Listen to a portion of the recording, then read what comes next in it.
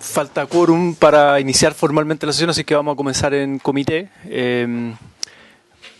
Así que tomar asiento, secretario, la cuenta, por favor. Muchas gracias, señor presidente. En primer lugar, se recibió las excusas de la subsecretaria de Telecomunicaciones, la señora Pamela Gidi, en el cual, junto con agradecer la invitación para exponer esta sesión con relación con el proyecto de ciberbullying, señala que obviamente no podrá asistir porque se encuentra en comisión de servicio en el extranjero junto con el presidente de la República en su gira por Asia.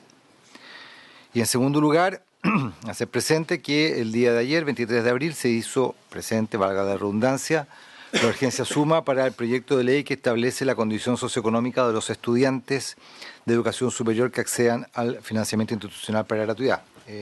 Precisamente ahora se está sacando las firmas de este informe para objeto de ser destinado a la Comisión de Hacienda, que tiene que analizar las indicaciones también en este segundo trámite constitucional.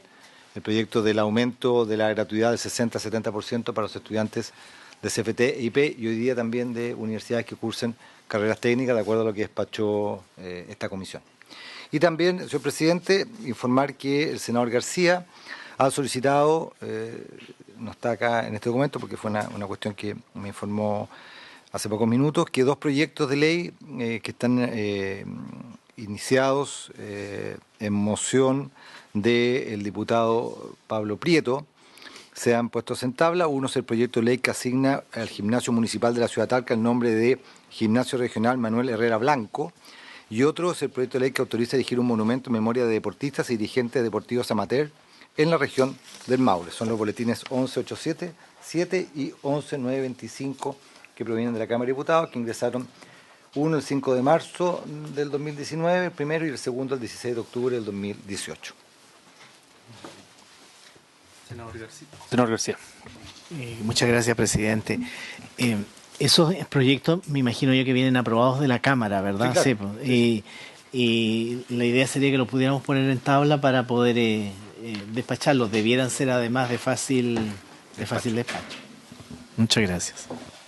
Bien, hay varios de estos proyectos, el senador Quintana me ha pedido también varios, que vienen de antes, o sea, de este tipo, en el fondo, de cambios de nombre, y bueno, tenemos la programación nosotros, hay algunos que están ahí como en lista de espera, y obviamente queremos ir dándole curso, buscándole espacio en las comisiones, pero lo tendremos muy presente en las programaciones. Presidente, cuando usted dice muchos... yo recuerdo, yo recordaba 5 por lo menos que me han pedido miembros de la comisión que les interesa, 5 al menos, pero en lista, claro, hay más que otros que nos han pedido, que nos lo han insistido, entonces hay que ir dándoles curso progresivamente. Sí, pero tiene razón de que son de fácil despacho, así que podrían estar al inicio y darle brevemente un momento en la sesión para sacarlos rápido. Digamos. Claro, se podría haber un periodo de fácil despacho. Claro. Tal como ocurre en la sala, un periodo de fácil despacho de media hora, 40 minutos al inicio de alguna de las sesiones los días martes o miércoles. Lo tendremos muy en cuenta. Gracias. Ahí viene el enlace. Bien. Entonces, tenemos en primer punto de la tabla continuar la discusión en general del proyecto de ley en primer trámite constitucional que modifica las normas de admisión escolar para garantizar la libertad de enseñanza, vinculación de apoderados con los proyectos educativos y entregar prioridad a la admisión a estudiantes bajo cuidados alternativos del Servicio Nacional de Menores y aquellos con necesidades educativas especiales permanentes. Del boletín. Sí. Y tenemos como invitados, en primer lugar le vamos a dar la palabra al señor Claudio Alvarado del Instituto de Estudios de la Sociedad IES Chile, director ejecutivo, ¿sí? Y en segundo lugar está Alejandra Falabella de la Facultad de Educación de la Universidad Alberto Hurtado, directora del Departamento de Política Educativa. Entonces, señor Claudio Alvarado, su presentación, la idea unos entre 10-15 minutos máximo para después, o sea, las dos presentaciones y luego un espacio de pregunta y comentario.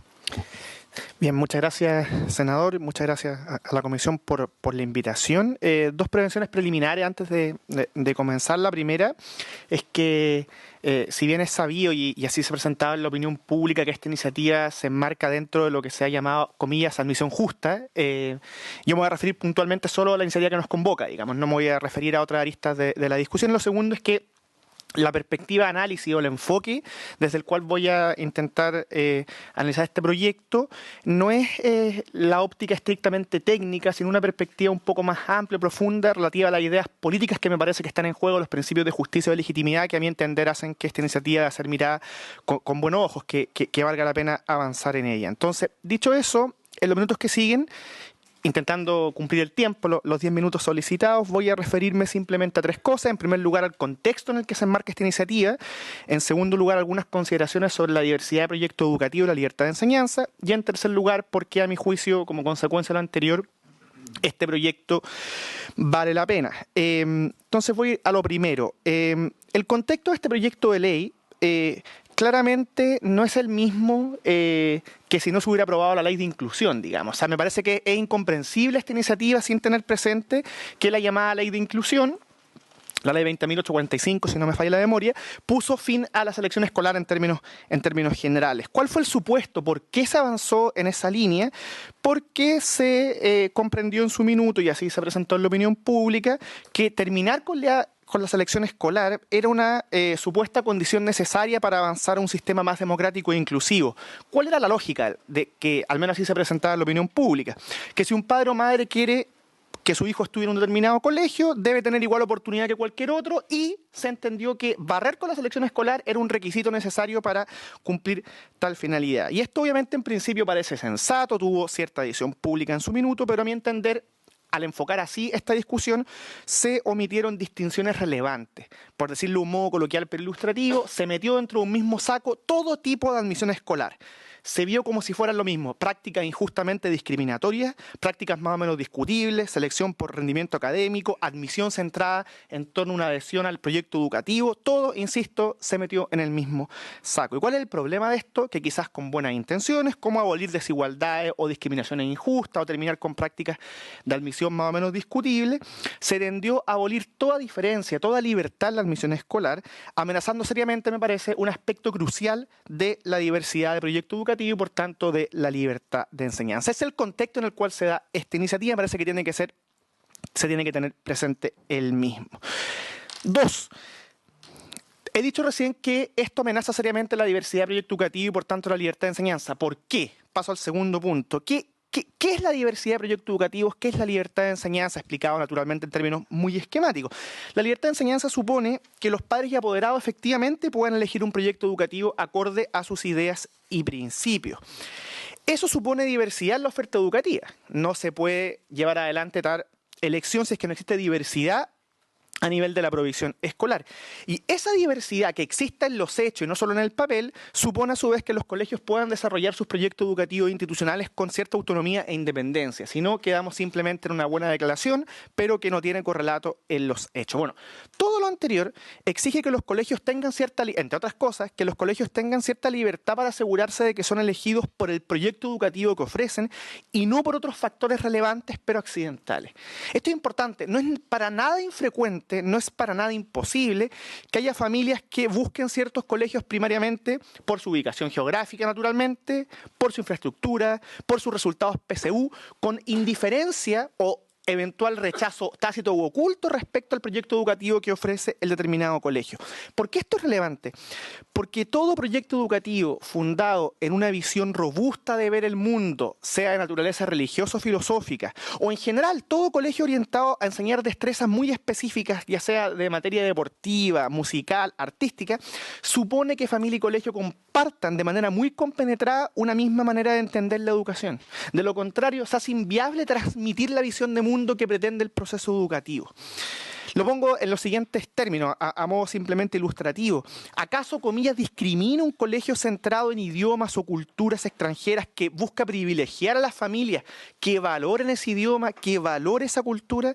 ¿Sería injusto que un proyecto de naturaleza judía o protestante privilegie a familias que profesan ese credo y no el credo católico? Me parece que no. Me parece que lo que está en juego es justamente que existe una compenetración entre familias y colegios a la hora de transmitir una manera de entender la educación. Todo este tipo de consideraciones fueron las que, a nivel de los principios de la discusión, se pasaron a llevar cuando se barrió prácticamente con la generalidad de la selección escolar.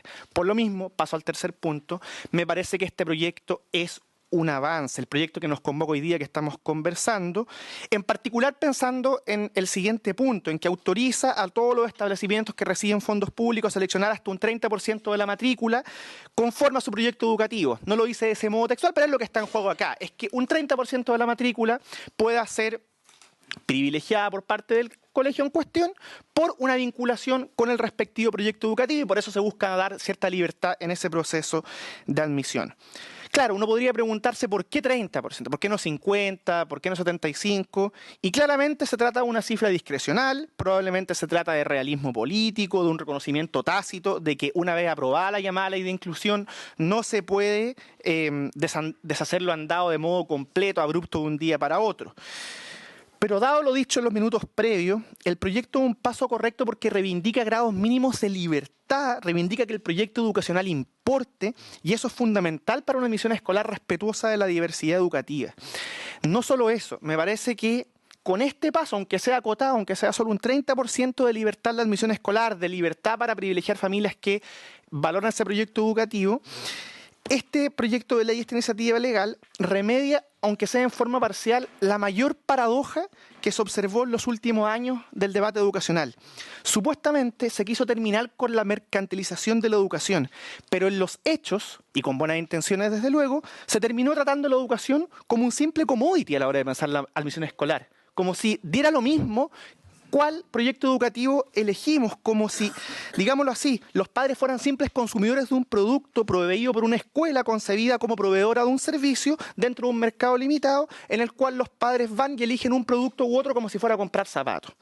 Las escuelas no son empresas, las familias no son consumidores que compitan por un producto, y precisamente por lo mismo, dado que lo que diferencia un colegio respecto de otro es su proyecto institucional, es que es del todo razonable que a las familias se les dé la posibilidad de decir, este proyecto educativo me interesa, que el colegio pueda verificar eso hasta en un 30%, porque lo que está en juego acá es si es que la educación se toma en serio como algo distinto a un bien de consumo, o si la tratamos como un bien de consumo, diciendo que da lo mismo la admisión escolar, la adhesión al proyecto educativo, y por tanto que se puede elegir uno u otro indistintamente. Por eso es que en términos generales me parece que este proyecto avanza en la dirección correcta. Tiene otra arista, ¿cierto? Hay una priorización de ciertos, digámoslo así, alumnos vulnerables o de alumnos con necesidades educativas especiales, pero lo central del proyecto, me parece a mí, lo que lo hace valioso, es el punto que he intentado enfatizar muy esquemáticamente en los pocos minutos de que disponemos. Eso, muchas gracias. Muchas gracias, señor Claudio Alvarado. Vamos a seguir con la presentación de la señora Alejandra Falabella, directora del Departamento de Política Educativa de la Universidad Alberto Hurtado, y después abrimos un espacio de preguntas y comentarios.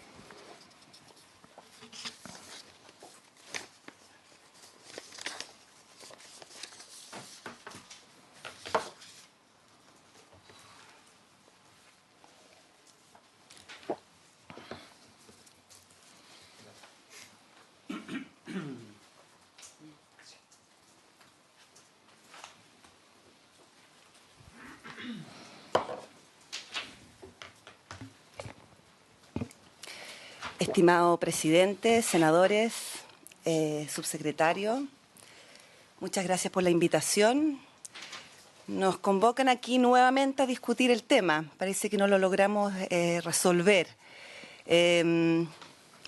Cuando me invitaron, sentí que retrocedí años atrás a recordar los argumentos y los debates que tuvimos desde principio y mediados de los 2000.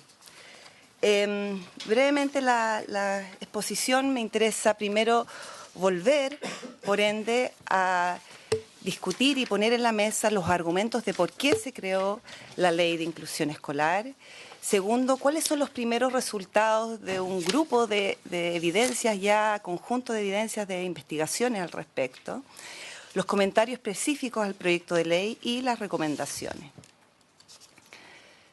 Lo primero, hay como una reflexión de país, ¿sí? Cómo vamos construyendo políticas, cómo vamos construyendo leyes y cómo vamos acumulando en el tiempo los debates y cómo vamos avanzando.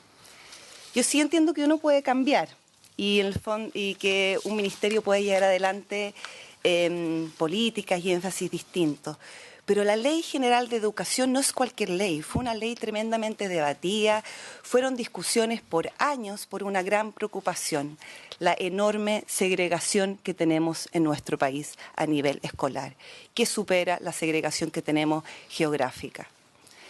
Y por lo tanto, en esta ley se acordó entre los distintos partidos políticos como principio la inclusión. Y dice aquí, creo que es bueno recordarlo, el sistema propiciará que los establecimientos educativos sean un lugar de encuentro entre los y las estudiantes de distintas condiciones socioeconómicas, culturales, étnicas, de género y nacionalidad o de religión. Y esto, estimados senadores, les quiero reiterar esta idea. Esto no fue una ley que salió de la noche a la mañana. Esto es una ley que se fue discutiendo y debatiendo por años.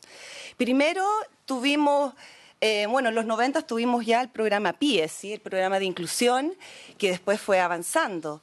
Pero ya en el 2004 se incorporó la ley que se llamó la ley del 15%, es decir, todos los establecimientos subvencionados frente a la preocupación de las prácticas de exclusión y de selección, todas las escuelas subvencionadas deben tener al menos un 15% de alumnos vulnerables.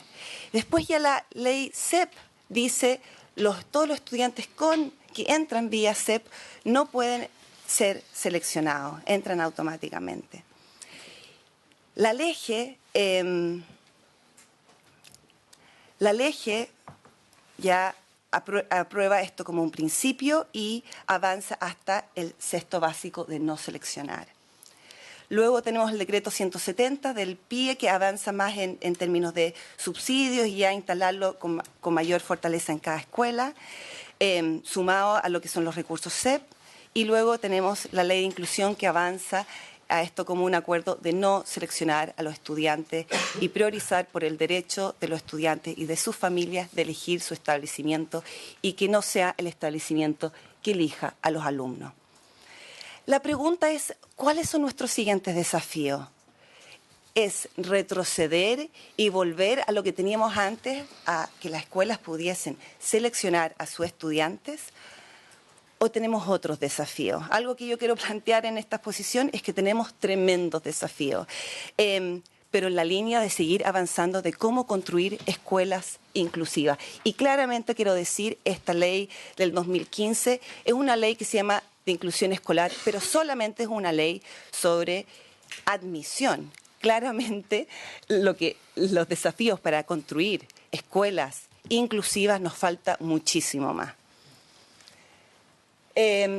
No voy a volver sobre todos estos argumentos, pero aquí un poco de argumentos de por qué se aprueba la ley de inclusión, cuáles argumentos que están detrás frente a la preocupación de la segregación, la OCDE diciéndonos esta enorme segregación que tenemos y nos plantea el tema de cómo los países con mejores resultados en PISA son países que tienen bajos niveles de segregación escolar. Investigaciones, por ejemplo, que muestran cómo la segregación aumenta mucho más cuando se descentraliza y se deja a nivel local, que es el modelo que teníamos nosotros, en términos de selección y procesos de admisión, y en términos cuanto más el proceso se centraliza, hay menos arbitrariedad y se asegura la equidad y la libertad de las familias de elegir. Bueno, sí, entre otros, sí, formación ciudadana, democrática, etcétera, cohesión social. Y sobre todo yo diría un poco un consenso sobre que la calidad es inclusión. Tener inclusión y calidad son dos cosas que van de la mano. Entonces, bueno, esto fue la disyuntiva que nos presentamos el 2015 y fue resuelta, ¿sí? Y fue la libertad frente a los establecimientos para seleccionar o la libertad de los padres. Y esto está en tensión, ¿sí? No pueden ser ambas a la vez. A veces pueden coincidir, pero no siempre. Y para eso está el sistema que se ha creado. Insistir también que esto no es solamente un debate en Chile, esto es un debate internacional, esto es un debate que está la UNICEF hablando de educación inclusiva, está hablando UNESCO, cómo seguimos avanzando, la OCDE, etcétera. O sea, tenemos no solamente una preocupación nacional, sino que también es una preocupación internacional al respecto. Y también insistir que del 2015 hasta hoy día no somos los mismos. Y es más, la agenda nos ha ido llevando a mayores desafíos. Hoy día tenemos el tremendo desafío de cómo los estudiantes inmigrantes han ido aumentando significativamente en distintas regiones de nuestro país. Y además, en casos de nuevos fenómenos, como tenemos estudiantes que además hablan que su primera lengua no es el español. Un desafío enorme al que tenemos que responder con urgencia. El tema de género es otro nuevo tema que se aparece. Y tenemos ahí los liceos emblemáticos que han ido de a poco pasando a ser liceos mixtos. También, por ejemplo, tenemos hace poco que se lanzó este libro desde la Fundación Súmate, que nos está diciendo, ¿saben que ahora estamos haciendo pilotos de aulas para ver aulas de reingreso y no escuelas de reingreso? Y cómo ver también mecanismos para poder incluirlas en la escuela. Por lo tanto, lo que quiero insistir es que el país estamos avanzando hacia mayor inclusión, nos falta mucho, pero sería un enorme retroceso en volver a instalar mecanismos de selección a nivel de la dirección de los establecimientos. Y además ya tenemos investigaciones al respecto, investigaciones de la Universidad Católica, del CEP, de la Universidad Alberto Hurtado, de la Universidad de Chile. Y además tenemos las bases de datos, ¿sí? Tenemos toda la posibilidad de poder ver cuáles son las preferencias de las familias. Y lo que vemos aquí en términos de resultados, solamente resultados preliminares, porque es importante considerar, estamos recién partiendo con esto, por lo tanto obviamente hay muchas cosas por mejorar, es que vamos bien. Los resultados lo que nos dicen es, la mayoría de las familias, las primeras tres, sus primeras preferencias están coincidiendo con la escuela con que finalmente quedan admitidas. Hay un aumento en términos de inclusión social, es leve, sí, pero hay un aumento. Por lo tanto, tenemos buenas noticias en términos de los primeros resultados. Cuando vemos los resultados en otros estados de Estados Unidos, por ejemplo, estamos más o menos a la par de cómo está resultando. Y cuando nos vamos también a los resultados cualitativos, también es interesante hablar con la familia. Primero aclarar que las familias van a hablar desde lugares distintos. No es lo mismo una familia que se siente en desventaja, que tal vez no se siente cómodo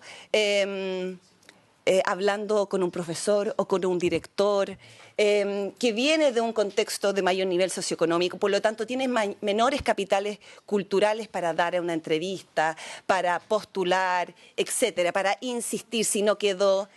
En cambio, cuando hacemos estas entrevistas con las familias que están en una posición aventajada, con capitales culturales más avanzados, claro, ellos de alguna manera resienten estos cambios, pero porque, claro, muchos de ellos tenían prácticas de las cuales estaban acostumbrados o privilegios que pasaban a arbitrariedades, en que, por ejemplo, los procesos se cerraban, pero está muy estudiado que las familias más de clase media, profesionales, aunque no quedan, son capaces de ir a hablar con el director, insistir, buscar el cupo, buscar el pituto, digamos, entre comillas, etcétera.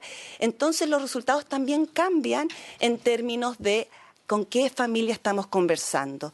Con las familias más de niveles socioeconómicos bajos, la gran mayoría agradece este sistema porque no los inhibe. El otro sistema era más, les implicaba poner a disposición su lenguaje, capitales culturales, etc.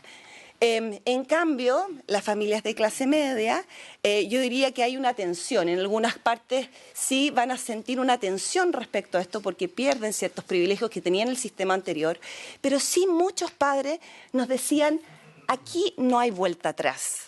Aquí sí, sí siento que, bueno, ¿cómo voy a estar en contra de la inclusión? Entonces sí hay una sensibilidad también de los padres de que se ha ido generando cierto acuerdo de que la inclusión es algo positivo y que en 10 años más no vamos a poder aceptar este tipo de prácticas.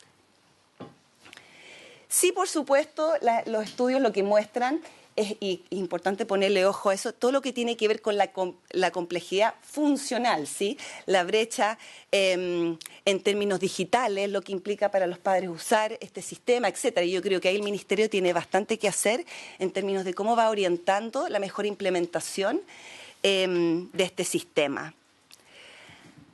Aquí un estudio que nosotros realizamos a directores y también quiero mostrarles. Tenemos distintas encuestas, les tengo aquí la última encuesta que hicimos y claro, nos llama la atención cómo nosotros le preguntamos directamente, ¿estás de acuerdo con la ley? ¿Sí? Los distintos componentes de la ley. Y sobre el 80% de los 3 componentes de la ley, los directores están a favor. Entonces también nos preguntamos cómo también el Ministerio de Educación y los medios transmiten ideas de sostenedores o directores o familias en contra, cuando en realidad cuando nosotros vamos a hacer los estudios, lo que nos encontramos es con, en este caso directivo, bastante a favor con la ley en general y, por ejemplo, bueno, el 77% del sector privado y el 88% en el sector público y estamos pensando en una ley que recién está comenzando. Y muchos de los directores que después hicimos estudios cualitativos, los fuimos a entrevistar, estaban tensionados, eso no se los voy a negar, y estaban tensionados por distintos puntos, después se los puedo nombrar un poco más. La burocracia sin duda que los tensiona mucho, ¿sí? En términos de mayores regulaciones de esta ley, en términos de la expulsión de los alumnos, etcétera. Los resultados sin duda los tensiona, no poder seleccionar pero sí hay una cosa que se fue repitiendo, que fue diciendo, no podemos estar en contra de la inclusión. Es como una ética del profesorado, digamos, que hay cierto acuerdo respecto a este principio. Aquí nos volvemos a otros temas y sí yo quería poner énfasis en esto porque la pregunta, y aquí aprovechando también la conversación con los senadores y con su secretario, pensando en los futuros desafíos, el gran tema es en las escuelas cuáles son mis condiciones para poner en práctica esta ley. Ese es el tema y ese es el tema, yo creo que el desafío, como debemos avanzar en términos de país, cómo mejoramos las condiciones de convivencia de los profesores, etcétera. A ver, esta nos pregunta... Perdón, pero volví a preguntar de los temas del nivel de acuerdo. Y fíjense ustedes que vuelven a decir, esta ley aporta a la equidad y a la diversidad de los estudiantes, es positiva para el desarrollo del país y garantiza la no discriminación de los alumnos. Aquí tenían que poner las 3 que les parecía más importantes. Y fíjense las otras que se pusieron como en contra, en términos negativos, tienen una muy baja respuesta en términos de que le hace daño a los niños más talentosos, por ejemplo, o puede bajar la calidad de mi escuela, o que le puede hacer dañar la diversidad de mi proyecto educativo, que es algo que aquí el colega estaba, anteriormente el expositor estaba argumentando. Bueno, y aquí nuevamente, aquí repone el tema de las condiciones, la falta de tiempo, la falta de capacitación y de experticia, la atención que tienen los colegios y la atención que se pone al dejar de seleccionar y tener que cumplir con los resultados CIMSE. O sea, sin duda que son escuelas en tensión, eso no lo queremos negar.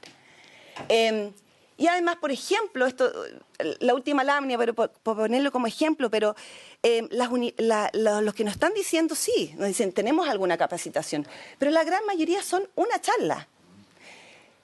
Los profesores se sienten no formados en lo que es cómo trabajar y gestionar aulas heterogéneas. Y eso yo creo que es un tremendo desafío. Se ha ido avanzando. La SEP, por ejemplo, instala asistente por aula en los primeros años y eso es muy importante. Así que bueno, eso. Eso como en términos de cuáles son las evidencias y cómo vamos avanzando, tal vez el mensaje más importante de querer transmitirle es que estamos recién comenzando por esto. Tenemos primeros indicios positivos en términos de evidencia de que se está avanzando lentamente porque estamos recién empezando, pero que no podemos desarmar lo construido y que hay varios aspectos que tenemos que ir mejorando del sistema, ¿ya? Ahora, el proyecto de ley. Hay algunas cosas que perfeccionan el sistema. Okay. La pregunta aquí clave es, ¿qué cambios propone el proyecto de ley que favorece el principio de educación inclusiva? ¿Sí? Priorizar por niños de hogares CENAME, okay, puede ser un avance, aunque tenemos que sí tener cuidados en términos de segregación, de que se aglutine mucho en alguna escuela en otra, pero es un avance en términos de darles prioridad por su primera opción, aunque los estudios lo que muestran es que los niveles socioeconómicos bajos, sus primeras opciones siempre están siendo acertadas, ¿sí? Postulantes del mismo hogar, quiero decir algo sí en eso se discutió. Me parece un muy buen tema, un muy buen punto, no sé cuán extensivo sea, pero sí el tema es que cuando se armó el algoritmo, la discusión fue cuál es el mecanismo de evidencia, ¿ya? Y ahí sí yo creo que hay que tener harto cautela y cuidado. Yo entiendo que la CIP han trabajado con ese mecanismo, por lo menos yo, los que conozco, no sé si es Astoreca, pero hay casos que lo han hecho, pero sí yo tendría cuidado de cómo hacerlo, porque como sabemos, en estos tipos de leyes siempre si hay vacío se hace la trampa, entonces hay que tener cuidado. Y respecto a poner prioridad para los niños con necesidades especiales permanentes, ahí lo clave es porque en el proyecto de ley dice para las escuelas que tienen PIE. Desde una visión de educación inclusiva, no se justifica hoy en día que algunas escuelas tengan programa de integración escolar, llámese PIE, y otras escuelas no lo tengan. Lo que debiésemos avanzar es que todas las escuelas puedan postular a tener el programa y recibir el subsidio de acuerdo a los niños que atienden. Entonces, si eso no se hace, estaríamos aglutinando y nuevamente segregando a esos niños en las escuelas que solamente tienen PIE, ¿ya? Bueno, y un poco como lo iba argumentando, aumentar los alumnos vulnerables. Bueno, el argumento de aumentar los alumnos vulnerables posiblemente solamente en un establecimiento con alto rendimiento, nuevamente nos sigue segregando, nos preocupa la segregación desde una misión de educación inclusiva, tanto desde la segregación en términos de alumnos, digamos, de nivel socioeconómico medio y alto, como de bajo, por lo tanto el argumento es el mismo. El 30% de acuerdo al proyecto educativo, como vía un mecanismo local, es un tremendo retroceso. Y ahí, 30 segundos, pero me parece que hay que derribar un mito. Los proyectos educativos, ¿cómo se construyen y quién los construye? Los construye la escuela y el trabajo pedagógico de esa familia, el proyecto pedagógico de esas escuelas.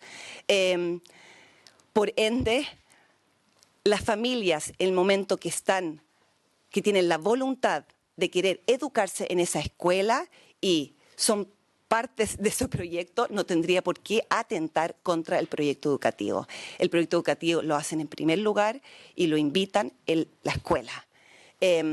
Por lo tanto, me parece un argumento muy errado decir que la educación inclusiva termina con la diversidad de proyectos.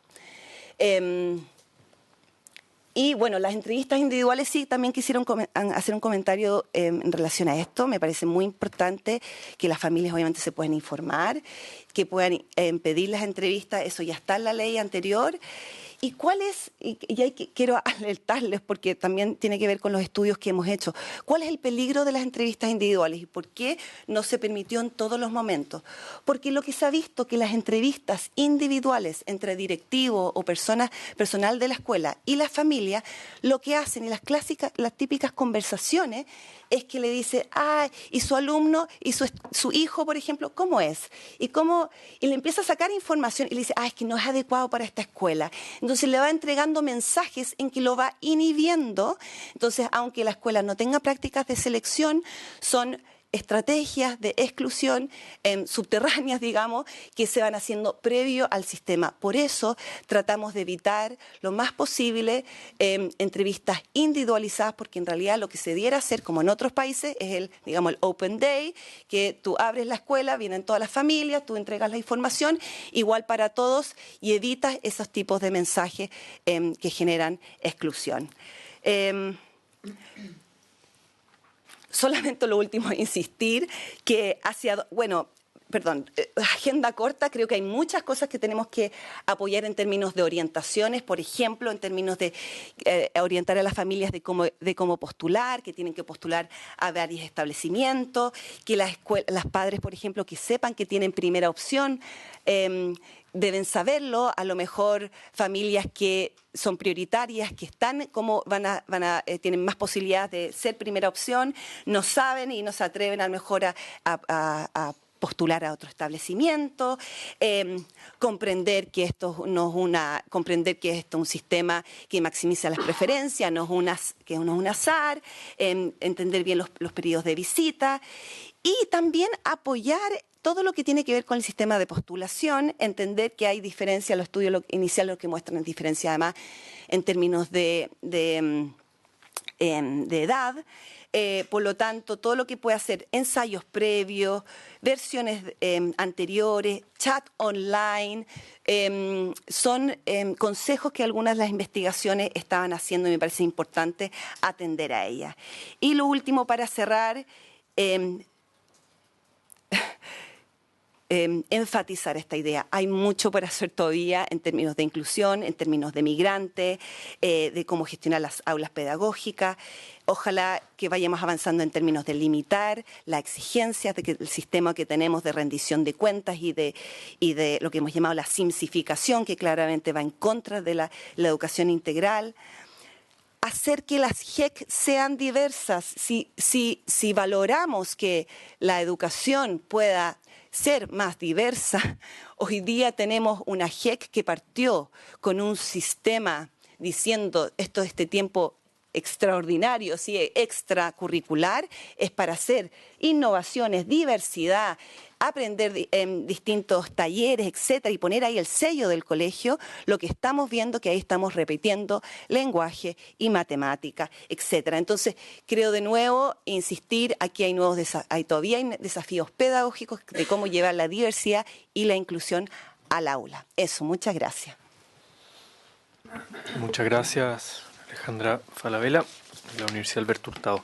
Se ofrece la palabra, comentarios, preguntas. Senadores, senadoras.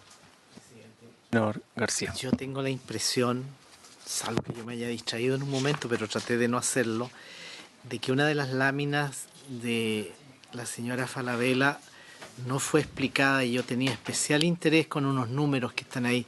Es la que dice Sistema de Resultados 2016-2017. ¿Esta? Esa. Sí.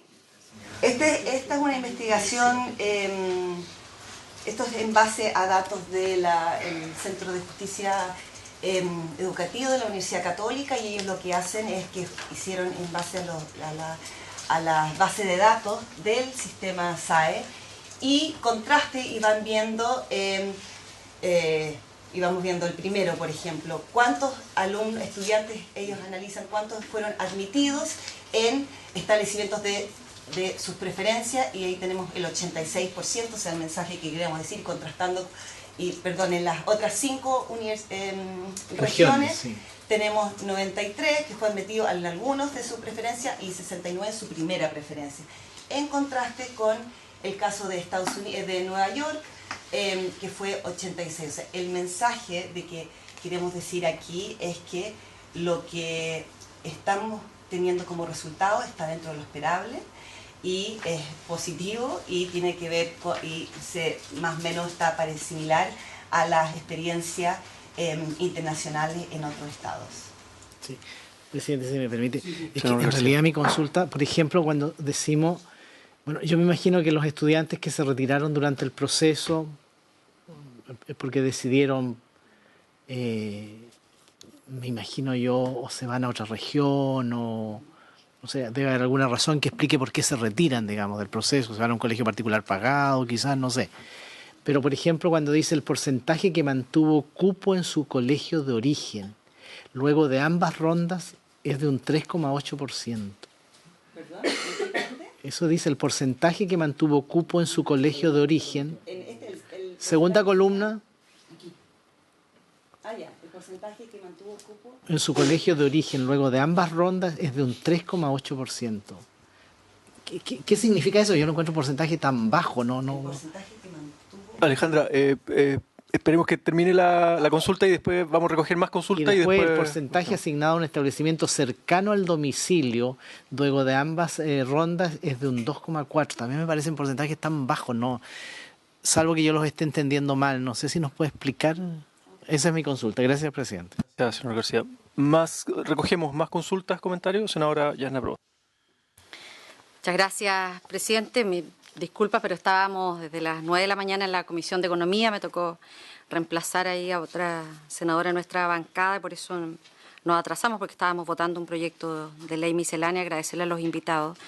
Y a propósito de la intervención de la profesora Alejandra Falabella, me gustaría preguntarle al Ejecutivo cuáles son los medios de verificación que tienen respecto de hijos viviendo en el mismo techo, digamos, que no necesariamente sean hermanos o hermanas. Y respecto de la indicación que busca incorporar a niños, niñas y adolescentes, quiero pedirle que lo pueda explicitar para que sea parte del informe, si está referido a niños, niñas y adolescentes en edad escolar de residencias, ya sea de administración directa o a través de organismos colaboradores, y también de los diferentes programas que tiene el Sename. Eso que lo pudiera explicitar el Ejecutivo. Y si es así, que nos pueda indicar el número de alumnos que ustedes estiman en cada una de esas modalidades. Muy bien. Bien. Entonces, ahora sí, ofrecemos la palabra a responder en primer orden las preguntas del senador García, la senadora Proboste, y abierta, digamos, a los invitados y tanto al Ejecutivo. Ahora sí, Alejandra. Sí. En la segunda, la del 7%, ahí hay un tema también importante de decir, claro, hay retiros y también lo que encontramos, y eso es una de las trampas que lamentablemente encontramos en el trabajo en terreno y que, bueno, tiene sanciones, ¿sí? Pero que hay familias que lo que están haciendo es, se retiran, en el fondo son las familias, digamos, que utilizan con más estrategias sus mecanismos de postulación, se retiran y vuelven a postular después del proceso de admisión. Por lo tanto, es una pequeña, digamos, hay casos como los que usted dice, digamos, se pueden ir al sector particular pagado, se pueden cambiar de domicilio, pero eso también es algo que encontramos. Por lo tanto, hay que tener harto ojo con ese tipo de prácticas, digamos. Ahora, el de los domicilios, no sabría bien cómo explicarlo, me imagino que ese es el resultado, digamos, que las familias no están eligiendo justamente la escuela que está más cercana a su domicilio, que es un tema a considerar. Señor Claudio Alvarado. Sí. Sí, bueno, gracias nuevamente por la palabra. Quisiera aprovechar de comentar varias cosas que se han dicho que pueden servir como insumo para la discusión. Lo primero es que en un régimen democrático no tiene nada de extraño revisar las legislaciones e buscar introducir mejoras, lo propio, de hecho, en las virtudes del sistema, sobre todo cuando en el caso del proyecto de ley que nos convoca se trata además de un perfeccionamiento muy acotado. La ley de inclusión, la llamada ley de inclusión en términos generales, sigue muy vigente, son ajustes muy puntuales. Después lo segundo es que acá la expositora que me acompaña, Alejandra Falabella, plantea constantemente esto como un retroceso, y eso está muy bien, digamos, está en su legítimo derecho, es parte del debate, pero lo cierto es que eso presupone de manera tácita un determinado punto de vista, ¿cierto? Uno considera que las cosas avanzan o retroceden según desde donde habla, que no hay neutralidad. Y en ese sentido, a mí me parece importante explicitar las premisas que están en juego en esta discusión, que son las que explican las diferencias. Si es que uno considera que todo el proceso educativo debe apuntar de manera única y exclusiva como principio relevante a la inclusión, entendida además del modo que se ha presentado, esa interpretación puede ser factible, pero la verdad es que parte del debate, y es la razón por la que estamos en esto, es que el proceso educativo responde a múltiples principios que están en juego. Y el problema, me parece a mí, lo que explica que estamos discutiendo esto, lo que hace que se vuelve a presentar este proyecto de ley, aunque es muy acotado, es que la ley de inclusión orientó el proceso educativo de manera muy unívoca a solo una de las dimensiones en juego, olvidando, por ejemplo, la relevancia que tiene la transmisión, la posibilidad de entender la educación como un proceso de transmisión y no solo de emancipación o de inclusión a la hora de concebirla. De hecho, es muy interesante la línea de tiempo que se ponía que se proyectaba recién por parte de la expositora que me acompaña hoy día acá, porque la verdad es que es muy notorio como la ley de inclusión es un punto de quiebre muy marcado. La tónica general antes era considerar que la inclusión era una variable más o menos relevante, estableciendo ciertos ajustes, ciertas mejoras, las prohibiciones de manera muy acotada, ciertos periodos de tiempo, y entendiendo que hay otras variables en juego. Lo que pasó acá con la ley de inclusión, me parece a mí, es que eso se rompió, es que se olvidó todo lo otro que es relevante en el proceso educativo y, dado eso, es totalmente esperable que a lo que cambie el gobierno se quiera introducir ajustes desde la perspectiva que se dejó de considerar. Y después cosas muy acotadas para finalizar. Salude constantemente la evidencia empírica, yo creo que es muy relevante, un insumo que no podemos dejar de considerar, pero como esta discusión no es puramente empírica, sino que tiene que ver con el modo de entender la educación y con principios en juego, no me parece un argumento concluyente.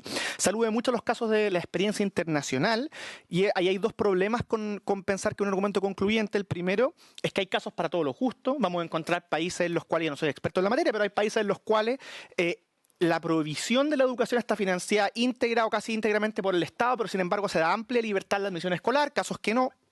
Y por otro lado, la experiencia internacional no es un argumento concluyente porque parte relevante de la democracia es el autogobierno de los países. Nosotros somos libres para decidir cómo queremos conducirnos y en ese sentido lo que pasa en otros países puede ser más o menos interesante como antecedente, pero no es ninguna, digámoslo así, como conclusión necesaria que tengamos que seguir. Entonces yo invitaría a los senadores acá de la comisión a tener esa reflexión. O sea, acá lo que está en juego, insisto, es si somos capaces de introducir o volver a introducir de manera muy acotada y muy parcial otras variables a la admisión escolar que reivindican la libertad de los colegios, que garantizan la diversidad del proyecto educativo en un margen muy acotado, lo cual es plenamente consistente con toda la historia previa desde el retorno a la democracia en materia de educación, salvo, claro, la ley de inclusión, que fue la que puso un punto de quiebre reduciendo todo el proceso educativo solo a una de las variables en juego. Muchas gracias, presidente.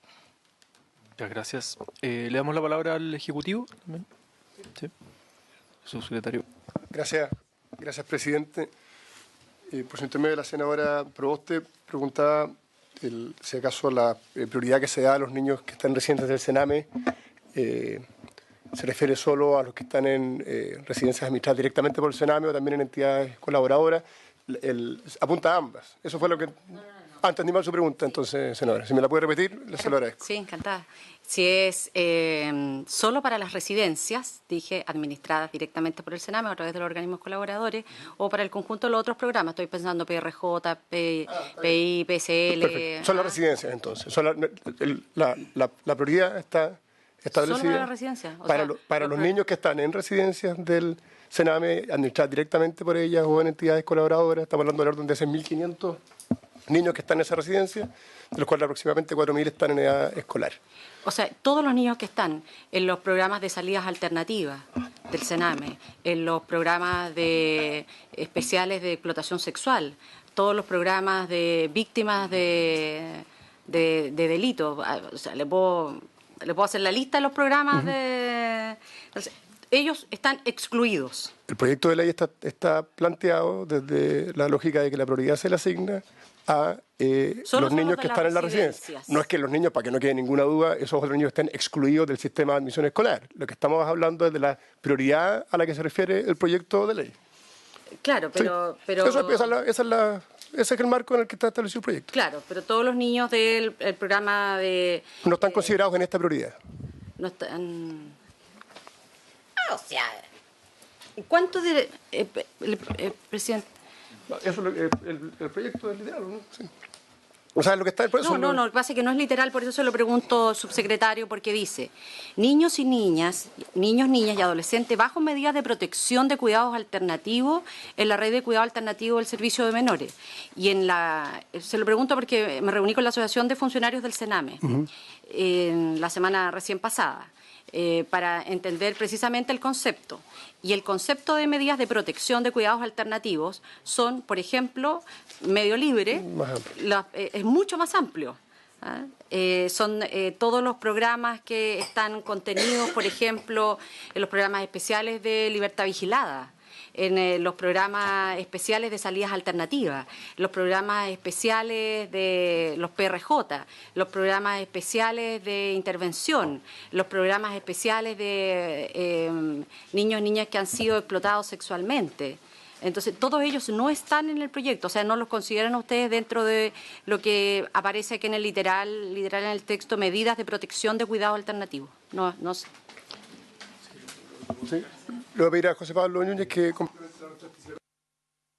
Sí, por favor, José Pablo. Gracias, presidente. Sí, para hacer una precisión, nosotros este tema lo conversamos y lo discutimos con el Sename y ellos nos dieron un poco los conceptos para efectos de determinar y dar el contexto de la prioridad. O sea, un poco para contextualizar, aquí se refiere a menores que en virtud de una resolución de un tribunal de familia ha decretado una medida de internación o de separación familiar. Respecto a los instrumentos propiamente tal, eso lo discutimos con el Sename y la prioridad tampoco lo detalla. Pero sí, respecto en el reglamento, ahí se van a hacer todas las precisiones y cada uno de los programas, porque no se hace mención expresa tampoco. Pero lo importante es que el cuidado alternativo se basa en una resolución judicial que determina un tribunal de familia. Eso al menos lo que a nosotros como insumo nos entregó el Sename para efectos de poder elaborar la prioridad. Senadora Proboste, y con esto vamos cerrando este punto, tenemos otro punto en tabla por horario. Presidente, lo que ocurre es que creo que esta es una materia bien interesante de dilucidar antes de comenzar la discusión del proyecto de ley, porque todos aquellos programas que yo he mencionado, todos ellos llevan o están antecedidos por una resolución del Tribunal de Familia. Entonces, la dimensión es muy distinta. Y por lo tanto tenemos que tener claridad y certezas respecto de qué es lo que está entendiendo el Ejecutivo y qué es lo que efectivamente es lo que se va a llevar adelante. Porque quiero insistir, cuando se escribe en que son bajo medidas de protección, todos estos programas son medidas de protección y todos están antecedidos por un fallo del Tribunal de Familia. Entonces creo, presidente, que amerita en esto una descripción mucho más acabada de cuáles son aquellos públicos objetivos en esta decisión que se busca priorizar en este proyecto. Sí, no sé si pedirle al Ejecutivo que nos entregue la información por escrito a la Comisión, una próxima sesión. Sí, subsecretario. Sí, presidente, efectivamente no hay ningún inconveniente, al contrario, creemos que enriquece el debate, por tanto es muy pertinente ir avanzando sobre ese punto, que es un eje relevante del proyecto que queremos también discutir. Y la senadora también preguntaba sobre los mecanismos de verificación de la prioridad que en el proyecto se plantea respecto de quienes no siendo hermanos conviven bajo un mismo techo. Efectivamente ahí los datos administrativos que hoy día están disponibles son respecto de los hermanos, y hoy día lo que se hace es el cruce con el registro civil, y efectivamente eso permite una identificación autónoma o al margen de lo que declare cada uno de los postulantes. Eso genera dificultades, de hecho genera dificultades incluso para los que son hermanos solo de padre o de madre. Ahí ya el registro civil empieza a manifestar dificultades para poder identificarlo, y obviamente las dificultades aumentan cuando se trata de personas que no tienen vínculos consanguíneos directos.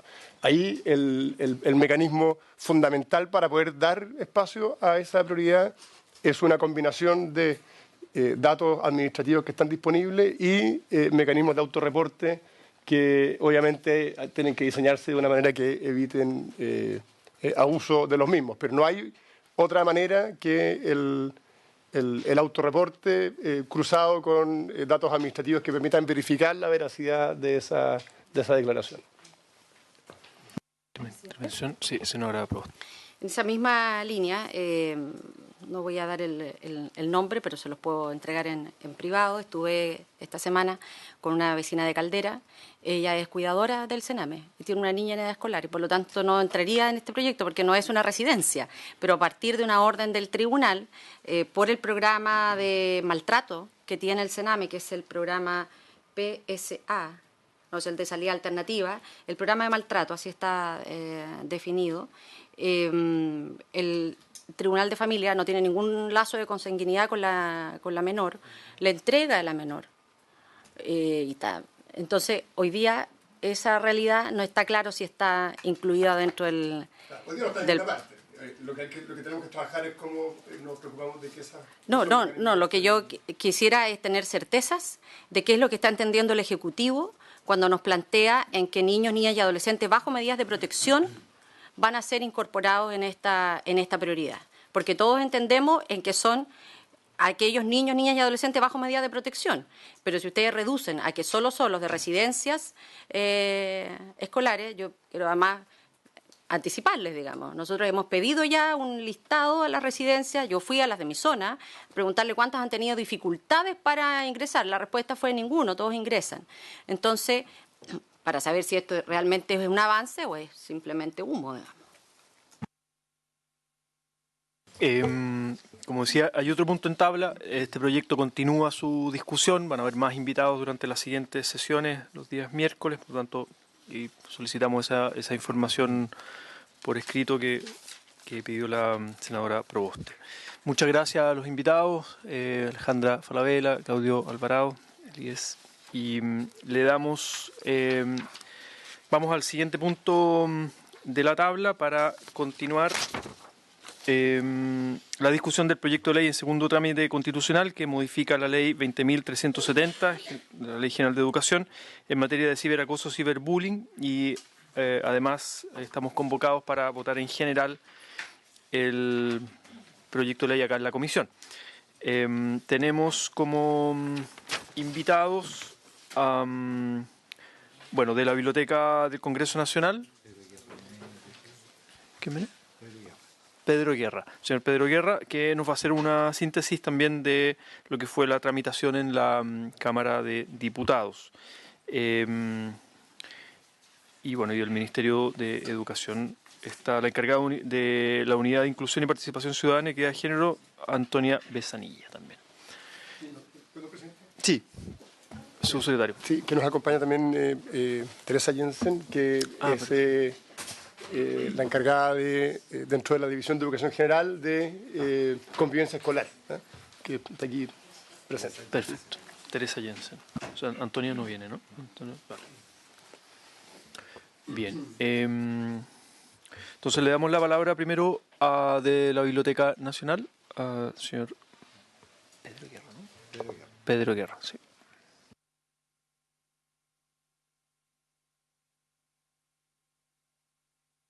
Ahora sí. Gracias, presidente. Saludar por su intermedio a la comisión. La verdad es que a nosotros se nos solicitó efectuar un pequeño resumen de las presentaciones que los expositores hicieron en la discusión de este proyecto de ley en la Cámara de Diputados, del boletín 12.022, que modifica la Ley General de Educación 20.370 en materia de ciberacoso, con el objeto de incorporar efectivamente los conceptos de ciberacoso que estaban perdidos en ese sentido, no se habían incorporado en la legislación. La verdad es que, como ustedes pueden observar, la presentación es bastante larga, me disculpo por eso, pero fueron bastantes presentaciones, bastantes intervenciones que se hicieron en la Cámara y por lo tanto tratamos de condensarlas básicamente en... son muchas láminas, por lo tanto voy a hacer un paseo relativamente rápido por ellas, pero tienen ustedes a su disposición y va a quedar también a disposición de la Secretaría la presentación completa.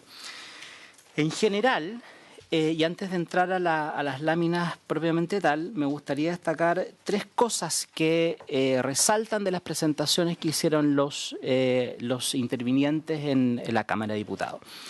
La primera es que hay un acuerdo general en cuanto a que es necesario una modificación legal en la materia, que la ley queda coja en cierto sentido en acoger ciertas circunstancias, ciertas situaciones que se han ido produciendo a propósito del uso de los medios tecnológicos en las relaciones que se producen en la escuela. Hay una necesidad, hay un diagnóstico también compartido. Ustedes van a ver en las láminas varias cifras distintas que tienen distintas fuentes, pero en general hay un panorama que se podría calificar como muy pesimista en cuanto a los niveles de violencia escolar y en cuanto a la cantidad de niños y niñas que son sujetos de distintos tipos de agresión. Eso es bastante preocupante en ese sentido. Creo que un rasgo común de las presentaciones, ¿no es cierto?, es ese, poner el acento en el número, la cantidad de niños que son sujetos de agresión. Y a propósito de este diagnóstico, como digo, compartido, también se advierte en todas las presentaciones una necesidad de acotar el acoso cibernético como un concepto específico, como una categoría específica de agresión. Ya van a ver ustedes en alguna de las últimas presentaciones que hay cierta discusión como categorial, por así decirlo. Es decir, esto corresponde al típico acoso de toda la vida, ¿no es cierto?, que todos podemos haber conocido en nuestra época escolar, o se trata de una nueva forma distinta, una categoría distinta que requiere un tratamiento distinto. La conclusión, la adelanto un poco, es esa. Esto es una categoría distinta que requiere, por lo tanto, un tratamiento distinto en la legislación. Son, como decía, alrededor de 10 o 11 presentaciones que se hicieron. En la primera página van a ver un poco los detalles, pero voy a ir pasando un poco rápido, pero a las cosas más importantes. La Asociación de Psicomotricidad plantea un diagnóstico de sobreexigencia, poco tiempo de los niños con los padres, poco tiempo de juegos y un alto porcentaje. Esta cifra, este 22%, ustedes lo van a ver, es transversal, es decir, lo van a ver esa cifra repetida con distintas denominaciones, en cifras que podrán variar, pero el diagnóstico es alto porcentaje de niños con comportamientos de salud mental disruptivos, ansiedad. Una precisión que no hice antes. Todo lo que ustedes van a ver acá son palabras de los expositores. Acá no hay nada que la biblioteca haya elaborado en ese sentido, simplemente es un resumen y por lo tanto no me puedo hacer cargo de las opiniones, ¿no es cierto?, que se vertieron en su oportunidad. Diagnóstico de bullying.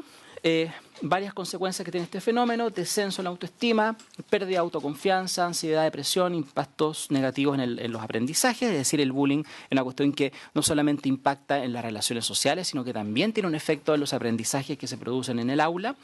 Y lo que ellas ponían de relieve entonces la necesidad de enfocar este problema desde la psicomotricidad, que se podría decir es una no sé si una disciplina, ¿no es cierto?, pero un enfoque del problema que contempla una visión global del ser humano en unidades de cuerpo y espíritu, ¿no es cierto?, que pone mucho acento. Ustedes pueden ver las presentaciones en el informe de la comisión, pero pueden poner mucho acento en el juego, en el uso del cuerpo, ¿no es cierto?, para el control de los impulsos, ¿no es cierto?, y el actuar de los individuos en un contexto psicosocial.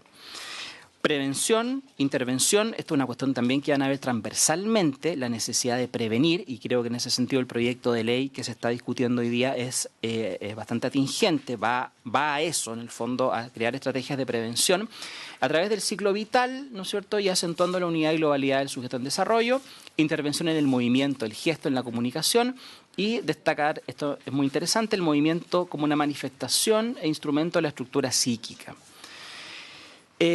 Varios resultados que se esperan a través de la psicomotricidad, desarrollo cognitivo, desarrollo social, desarrollo emocional, desarrollo motriz. Son áreas en el fondo de intervención en que esta disciplina, ¿no es cierto?, que se plantea puede generar una intervención que puede también tener efecto, ¿no es cierto?, en descender los niveles de violencia escolar. El Colegio de Profesores también hizo su intervención.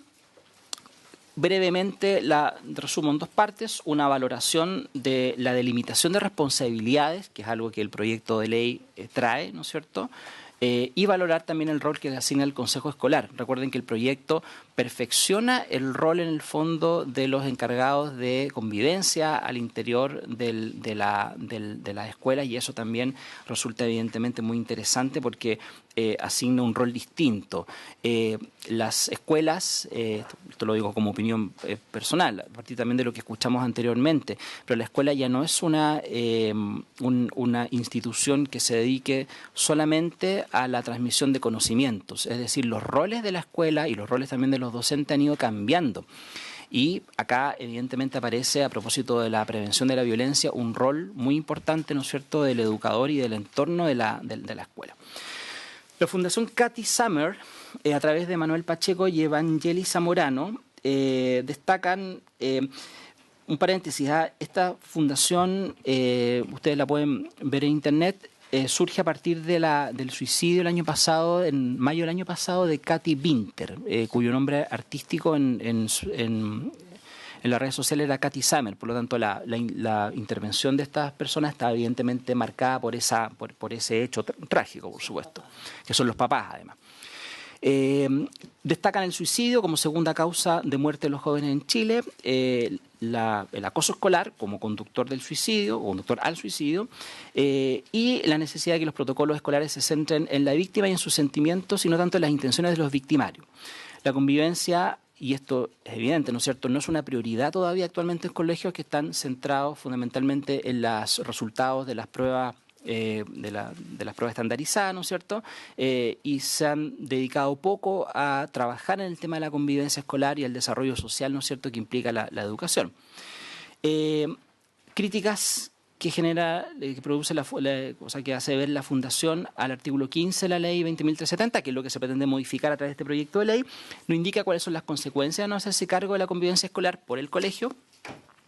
Indica la falta de educación emocional en los colegios y la ausencia también de estrategias de prevención del suicidio y, evidentemente, el efecto amplificador de la tecnología como medio de canalización de la violencia. Y esto también lo van a ver, es muy importante, el acento en la crítica al carácter reiterado que debe tener el actual estado, ¿no es cierto?, de la ley 20.370 exige que el acoso sea reiterado. Eso ha sido cuestionado, ¿no es cierto?, por muchos de los que intervinieron en la Cámara y también por la literatura, como les voy a mostrar en un rato más. Propuesta de la Fundación, suprimir la exigencia de reiteración del acoso para calificarlo como acoso, es decir, la conducta no debería exigirse que sea reiterada. Propone la incorporación de una escala de sanciones, establecer responsabilidades de los encargados y abordar íntegramente el proceso de salud mental en el proceso educativo. Fortalecer también el rol institucional de la Superintendencia de Educación en la fiscalización de la existencia de estos mecanismos de prevención en la escuela. La Fundación Amigos de Tourette Chile, a través de Andrea Pizarro y Pablo Orquera, también intervinieron y expusieron algunos datos que ustedes pueden ir un poco entendiéndolos en el contexto, ¿no es cierto? Ustedes vean que las cifras se van pareciendo en el fondo, ¿no es cierto? Porcentajes de víctimas de violencia psicológica alto, violencia física leve, grave, y curioso, 49% de los niños víctimas de violencia ha repetido de curso. Es decir, la violencia tiene un impacto, ¿no es cierto?, en los resultados académicos de las escuelas. y un alto porcentaje también de niños víctimas de violencia que consumen algún medicamento. Ya se discutió en esta misma comisión hace un tiempo atrás un proyecto de ley muy interesante que pretendía efectivamente no condicionar la presencia, la matrícula, ¿no es cierto?, al consumo de medicamentos. Tenemos un alto porcentaje de niños que consumen algún medicamento y que además son víctimas de violencia. Problemas que detecta: la evaluación de la denuncia que ha entregado a la consideración del que lo recibe, es decir, la categoría de maltrato va a depender de quién recibe la denuncia. Se tiende a calificar al afectado como problemático, hay una normalización de las conductas y también poca empatía en la comunidad escolar, y faltan modelos de detección. También esto es transversal a todas las intervenciones: cómo se detecta el bullying, ¿no es cierto?, cómo se previene y cómo se detecta a tiempo para generar una intervención. Acá, nuevamente, la Fundación Liderazgo Chile, a través de las personas cuyos nombres ven ahí, los datos son parecidos: 22% de niños con adolescentes y adolescentes con trastornos psiquiátricos, déficit de atención alto, 26% de los niños en Chile sufre violencia física o sexual grave. Estas son cifras que, de verdad, que son preocupantes. Y vemos la continuidad que tiene esto en el sistema penal. 47% de la población penal se iniciaba en delito tempranamente, a los 13 años, es decir, en edad escolar. Es decir, uno puede perfectamente rastrear en la literatura un hilo conductor, ¿no es cierto?, hacia no solo salta de un mecanismo de control a otro, ¿no es cierto?, de la escuela como mecanismo de control al sistema de penitenciaria como mecanismo de control. ¿Qué objetivos plantea la Fundación como objetivos del sistema educacional? Ambientes propicios de aprendizaje, respeto, aceptación, equidad, confianza, solidaridad. Es decir, nada de esto tiene que ver probablemente con los contenidos académicos, ¿no es cierto? Vamos mutando la función de la escuela. La escuela posmoderna ya no es la escuela que transmite conocimientos desde un profesor en un púlpito, ¿no es cierto?, a niños y niñas que están sentados delante de él enfrentados a la pizarra, ¿no es cierto? Hay otros conceptos que se van metiendo acá y por lo tanto nuevas exigencias también para la escuela. ¿Qué destaca la Fundación? Miedo, victimización de bullying. También destacan que desde la neurobiología estima que el estrés afecta los resultados de aprendizaje, lo veíamos anteriormente en las cifras de repetición de curso. Y ojo acá, la calidad de la relación profesor-alumno, que es un problema de convivencia escolar, ¿no es cierto?, va a predecir los resultados que se producen en los años académicos, ¿cierto? Es decir, buenas relaciones al interior del colegio van a generar efectivamente resultados educativos saludables también. Y una centralización, y esto yo escuché una charla de Felipe Lecalenier hace un tiempo atrás, me parece que en la discusión del proyecto lo asegura, que se dio en esta misma comisión, y recuerdo específicamente esto, ¿no es cierto?, centrar la educación, la gestión educativa solamente en los procesos académicos no genera procesos de aprendizaje significativos. Aspectos, por lo tanto, hay que centrarse, ¿no es cierto?, dice la Fundación, en aspectos personales, conciencia emocional, autoestima, autonomía emocional, ¿no es cierto?, todas las cosas que no son tradicionalmente académicas. Hay acá en la exposición del profesor Jorge Varela, el programa de posgrado en Psicología de la Universidad del Desarrollo, una cuestión bien interesante que tiene que ver netamente con el proyecto que ustedes están discutiendo acá. El problema conceptual, el problema de las categorías. Acá hay dos posturas teóricas sobre el ciberacoso o acoso cibernético. Algunos dicen que esto es lo mismo que otras formas de acoso, que comparte varios puntos en común: comportamiento similar o intención de dañar, generalmente testigos, que se produce también en un contexto escolar, desequilibrios de poder, la sistematización del agresor y también la fácil identificación. Es decir, el buleador tradicional, ¿no es cierto?, es el que está conceptualizado acá, el de toda la vida. Otros consideran que el ciberacoso no es una forma típica de abuso, sino que es una nueva. Y acá hay ciertas características que a mí me interesa, que creo que es importante, ¿no es cierto?, en la conceptualización de ciberacoso que contiene el proyecto de ley. No es posible reconocer a los implicados, están invisibilizados, ¿no es cierto?, fantasmagorizados, si ustedes quieren, en las redes sociales. La desinhibición de los medios digitales no es la misma que en el cara a cara. La dificultad de determinar claramente las intenciones de dañar también, ¿cierto? Eso como que se pierde un poco en el hilo digital. Y también su extensión. El acoso digital, el acoso a través de los medios digitales no se produce solamente en la escuela, se produce más allá de las barreras de la escuela. Por lo tanto, el ámbito geográfico, por así decirlo, ¿no es cierto?, es mucho más extenso. Y las consecuencias negativas también son de más amplio espectro. Piensen que una publicación en Facebook, en Instagram, en alguna de estas redes sociales, ¿no es cierto?, la capacidad de multiplicación de eso es mucho más alta. Y eso también tienen que tenerlo en cuenta, creo, al momento de conceptualizar muy bien, muy precisamente lo que es el ciberacoso. ¿Qué comentarios tenía el profesor Varela? Definiciones específicas, que es lo que hemos estado hablando. Indica también que las consecuencias deben ser graduales y se debe contar con acciones correctivas y elaborar claramente procesos de denuncia y de investigación. No solamente que sean efectivos y evidentemente también que respeten las normas del debido proceso. La Fundación Volando en B también viene de una experiencia personal de su presidenta, de Andrea Enríquez, ¿no es cierto? También pone el énfasis en el espacio, ¿no es cierto?, en la dimensión en la que se mueve el acoso cibernético. Basta solamente una agresión para que las publicaciones ofensivas se expandan rápidamente. Y la exigencia de reiteración, que no se entiende de la misma manera en el caso de los ciberacosos. Que no se entiende de la misma forma. Cuatro características, el anonimato, lo ilimitado del público, es decir, el público que observa, ¿no es cierto?, el testigo de esta agresión es ya no los 4 o 5 que estaban en la sala, ¿no es cierto?, sino que es casi ilimitado, ¿no es cierto? La velocidad de multiplicación que decía antes es enorme.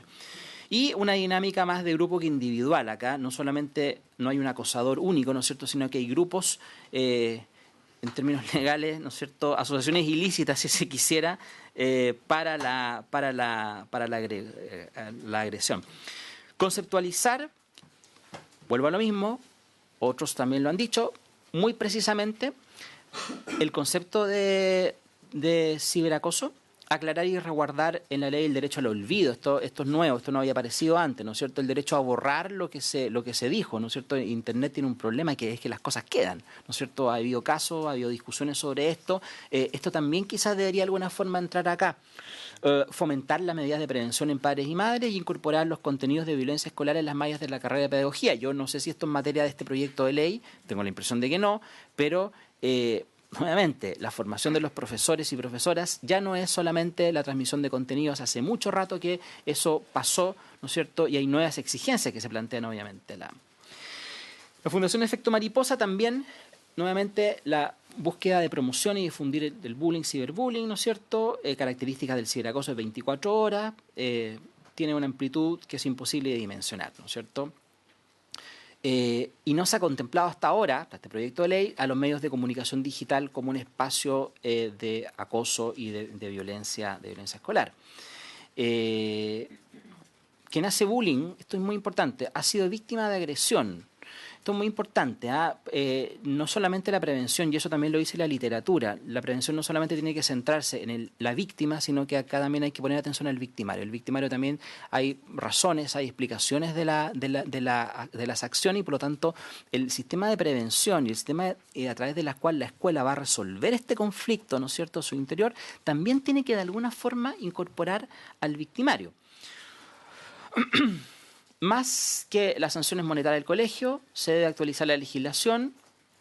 Si el colegio es demandado, acá pone el acento también en la responsabilidad de los colegios, incorporar sistemas de reparación, el proyecto también lo contempla, y considerar que los colegios cuenten con un profesional idóneo, es decir, que se cuente con equipos multidimensionales que aborden estas conflictividades y que tengan, en el fondo, hay un problema también de concientización, ¿no es cierto? Recién hace poco se está hablando de esto, por experiencia personal, en el colegio de mis hijos hace 2 tardes atrás de una charla de Felipe Lecalenier sobre este problema. Es una forma también de que los colegios, ¿no es cierto?, las comunidades escolares se vayan interiorizando estos problemas y se vaya hablando. Es decir, en la medida que uno tira un poco la pelota a la cancha, ¿no es cierto?, se empieza a conversar de esto, se empieza a conversar entre los apoderados. O sea, las comunidades escolares van manifestando preocupación sobre esto. Y evidentemente la metodología, aprendizajes colaborativos, pensamiento crítico, reflexión en el fondo, yo diría, reflexión sobre el problema. Finalmente, la exposición de la Fundación Todo Mejora, también expusieron en el mismo sentido alertas que hay que tener comportamiento suicida, producto de discriminación basada en varios ejes de discriminación. Miren, esto es muy interesante. Las ejes de discriminación, ¿por qué se discrimina? ¿Por qué se ejerce el bullying? ¿No es cierto? Expresión de género, apariencia física o tamaño. Porque la gente cree que las personas a las que están agrediendo pertenecen a alguna minoría sexual. Razones de raza o origen. Razones de raza o origen. Quizás los mismos motivos de toda la vida, ¿no es cierto? Pero acrecentados a través de los medios digitales. Y proponen el programa Hora Segura, ¿no es cierto? Intervención en crisis, derivación a salud mental, testimonio de la comunidad mediante informes anuales. Esto ya son cuestiones más quizás de política pública que de ley, más materia de reglamento que de ley, pero también lo dejamos como parte del diagnóstico que se hace. Y finalmente la ONG Derechos Digitales, centrada más que nada en el tema de los datos personales, qué sé yo, valora la positiva inclusión del término bullying o acoso virtual escolar, ¿no es cierto?, como una actividad sancionada que debe recibir tratamiento legal. Eso es, presidente, básicamente ustedes tienen las láminas a su disposición. Yo quería, como última parte de la exposición, hacer una recomendación literaria. Yo trabajo en la Biblioteca del Congreso, así que estamos en contacto con la literatura. Este libro... Ayer fue el día del libro, además. Este libro de autoría de Michael Elliott es un compendio de artículos, ¿vale? Se llama Intimidación, una guía práctica para combatir el miedo en las escuelas. Está publicado por el Fondo de Cultura Económica. Esta es la edición de 2008, pero hay ediciones anteriores. Esta es la última edición. Es una colección de artículos realmente muy interesante. Esto no es para la función legislativa, pero sí una mirada quizás daría una luz. Es muy entretenido además, es una guía práctica, es decir, qué hacer con el agresor, qué hacer con el agredido, qué configuraciones de la arquitectura de un colegio, ¿cierto?, producen situaciones en las que puede ocurrir agresiones y bullying, en las que puede ocurrir violencia escolar. No versa propiamente sobre la violencia escolar, pero no olvidemos que el bullying, el ciberbullying, son formas de violencia que se producen en el ámbito de la escuela. Por ejemplo, cómo tener un pasillo estrecho en donde todos los estudiantes confluyen a la misma hora, porque todos salen a la misma hora, cómo esa simple medida, ¿no es cierto?, de higiene del colegio, digamos, va a producir un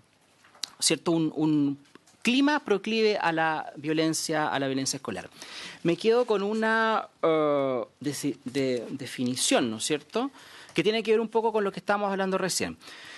Dice el artículo de Stephenson y Smith, página 56, una observación final. Gran parte de la investigación es considerada dentro de la definición de intimidación que supone actos repetidos de agresión. Esto tiene que ver con lo que estamos discutiendo acá. Se da por hecho que la repetición de la conducta es un aspecto esencial de la definición de hostigamiento. Incluso la Corte Suprema ha definido el acoso, entre otras, como una conducta que persiste a lo largo del tiempo. Nos gustaría, dice los autores, poner en tela de juicio esto. El abuso infantil no tiene por qué ser repetido para ser calificado como tal. ¿Por qué tendría que ser así en el caso de la intimidación? Con solo un incidente de hostigamiento que ocurra, es importante actuar para detenerlo. Existen pruebas de que los niños mismos no consideran que esa conducta tenga que ser repetida para llamarla intimidación, ¿vale? Acá hay entonces una alerta sobre la definición como algo reiterado. El acoso digital tiene otra característica, es otro mundo, es otra dimensión en que a lo mejor basta una sola publicación, ¿no es cierto?, en alguna red social para que ésta se reproduzca ilimitadamente con el consecuente daño que eso puede producir. Recomiendo esta literatura, está a su disposición encima de mi escritorio en la Biblioteca del Congreso, pero me la pueden pedir en cualquier momento. Eso es, presidente, muchas gracias. Muchas gracias, señor Pedro Guerra, por la completa presentación. Además, tenemos el documento disponible y también por la recomendación de literatura que pueda ayudar, ser complementaria para este proceso. Le pedimos también al Ministerio de Educación que pueda, porque luego de eso la idea es abrir la votación y obviamente con argumentos. Sí, por eso. Le pedimos al Ministerio de Educación que pueda hacer también su presentación, pese a que ya hicieron la presentación del proyecto la vez pasada, pero viene la encargada de convivencia escolar. Gracias, presidente. Efectivamente, mientras entiendo que trae una presentación. Sí, está todo bien. Estupendo. La idea es que Teresa Jensen, que es la encargada de convivencia del Ministerio, puede hacer una presentación ya no específicamente sobre el proyecto, sino que de las distintas iniciativas en esta materia que desde el Ministerio se impulsan.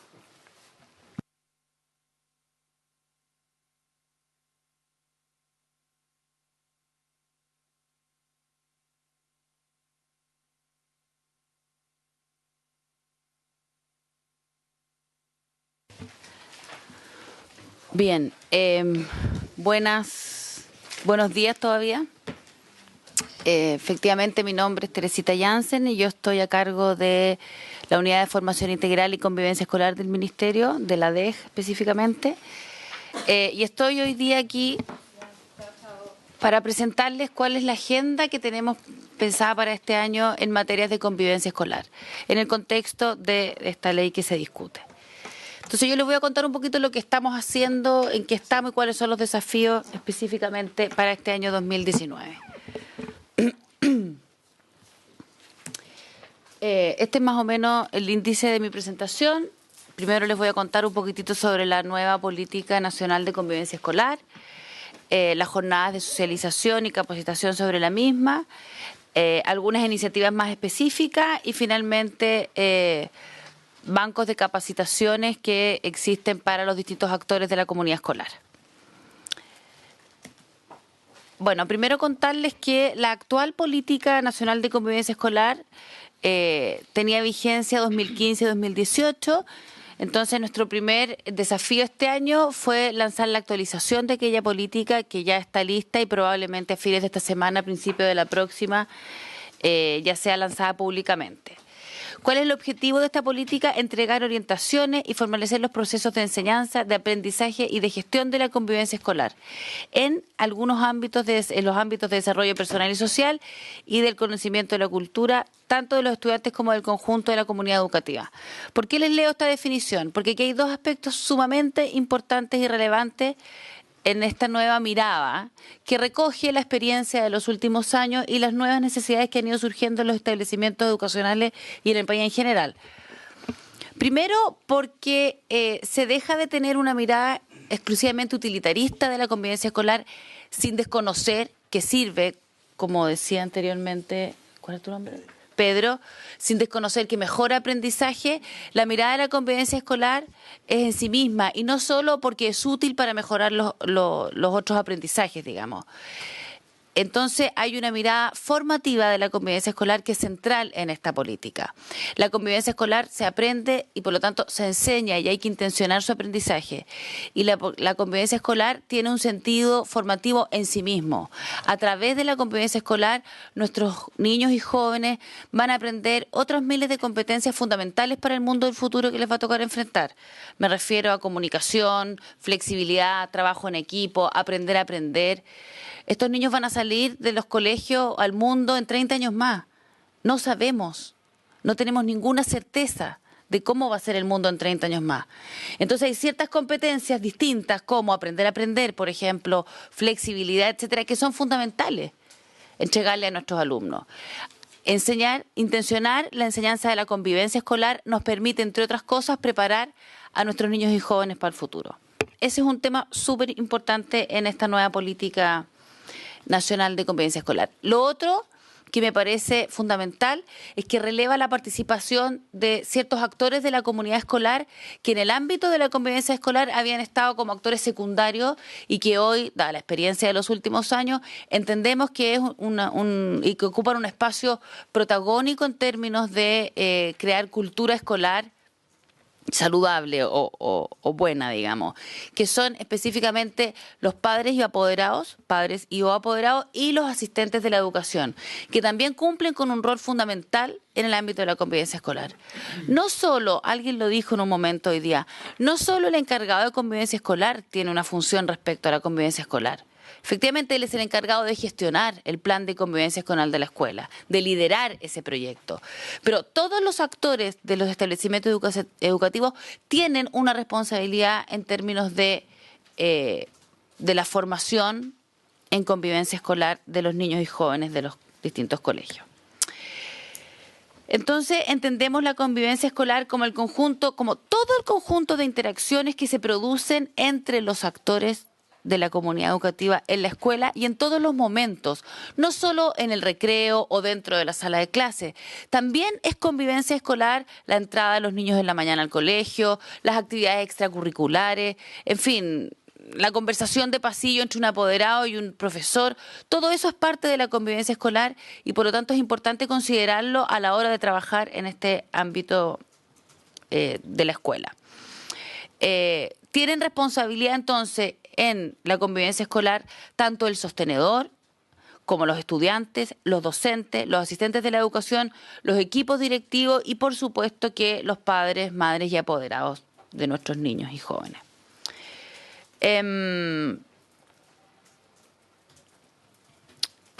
También agregar que la convivencia escolar se da también en términos de las redes territoriales, es decir, también hay un desafío de las comunidades educativas en establecer vínculos positivos y saludables con las otras entidades educativas de la comuna, de la provincia, en fin, de la región.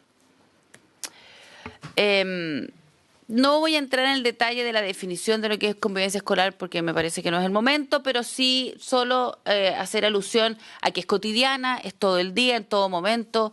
O sea, todos nosotros aprendemos por el solo hecho de convivir, para bien o para mal. Y nuestros niños también necesariamente van a aprender con el solo hecho de convivir día a día con sus profesores, con sus compañeros, con los papás de los amigos, con el señor de la puerta, con la señora que ayuda en la cocina, en fin. La convivencia es cotidiana, es dinámica, cambia, por supuesto que cambia, y depende de miles de factores distintos, tanto en el ámbito personal, no sé, puedo tener un niño que un día tuvo un problema familiar importante y obviamente su disposición va a ser distinta en el colegio el día siguiente, o también otros factores, el niño se sentía mal, estaba enfermo, o justo ese día de la mañana hubo un temblor terrible, no sé, estoy poniendo ejemplos como cotidianos. Y es compleja como todos los fenómenos que nos caracterizan a los seres humanos y a la sociedad en general. El carácter formativo de la convivencia es un poco a lo que hice alusión anteriormente, así que no lo voy a repetir, es un contenido en sí mismo, de hecho está presente en nuestras bases curriculares, sí está presente, y lo que tenemos que hacer es intencionar la enseñanza y así el aprendizaje de los contenidos en convivencia escolar. Bueno, la nueva política de convivencia escolar propone 4 modos de relacionarse, 4 ámbitos del trabajo en convivencia en las escuelas. Uno de ellos es el respeto y buen trato, digamos, el trato respetuoso entre los distintos actores de la comunidad escolar. Otro es la participación democrática en los distintos espacios que la escuela propone para ello. La inclusión, por supuesto, que veíamos hace poco que es un tema fundamental. Y la resolución dialógica o pacífica de los conflictos. Creemos que la escuela tiene que ser un lugar en donde nuestros niños y jóvenes aprendan a tratarse cordialmente, aprendan a ser respetuosos unos con otros, aprendan a resolver dialógicamente los conflictos. Esta política reconoce el conflicto como una característica propia de la relación entre las personas. Todos los que estamos acá, que ya tenemos algunas canas, unos más que otros, sabemos que el conflicto es parte esencial de la relación entre las personas. Por lo tanto, plantearse eliminar el conflicto sería absolutamente un absurdo en sí mismo, digamos. Entonces, lo que nosotros queremos es que nuestros niños aprendan a manejar sus conflictos, aprendan a resolver las dificultades que la vida les va a ir presentando necesariamente.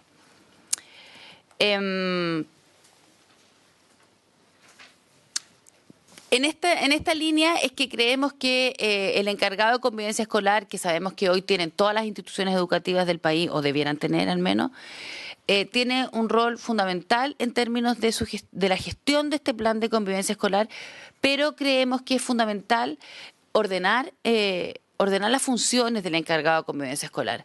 Finalmente, lo que ocurre en la práctica, y lo digo desde mi experiencia, yo soy profesora y fui directora de varios colegios, y en la práctica ocurre que el encargado de convivencia escolar termina siendo el encargado de todo lo que no hace otro, desde abrocharle los zapatos a los niños, recibir el almuerzo o la colación a la mamá que no se la mandó en la mañana, atender al apoderado que tiene un problema, recibir al camión de la Junaep que trae la comida para el almuerzo, en fin. El encargado de convivencia escolar, perdón la expresión un poco coloquial, le hace a todo. Es una especie como de arroz graneado. Y ese no es el sentido de su labor. En ese sentido me hace mucho sentido la propuesta de definir mejor los roles y las funciones del encargado de convivencia escolar en la escuela.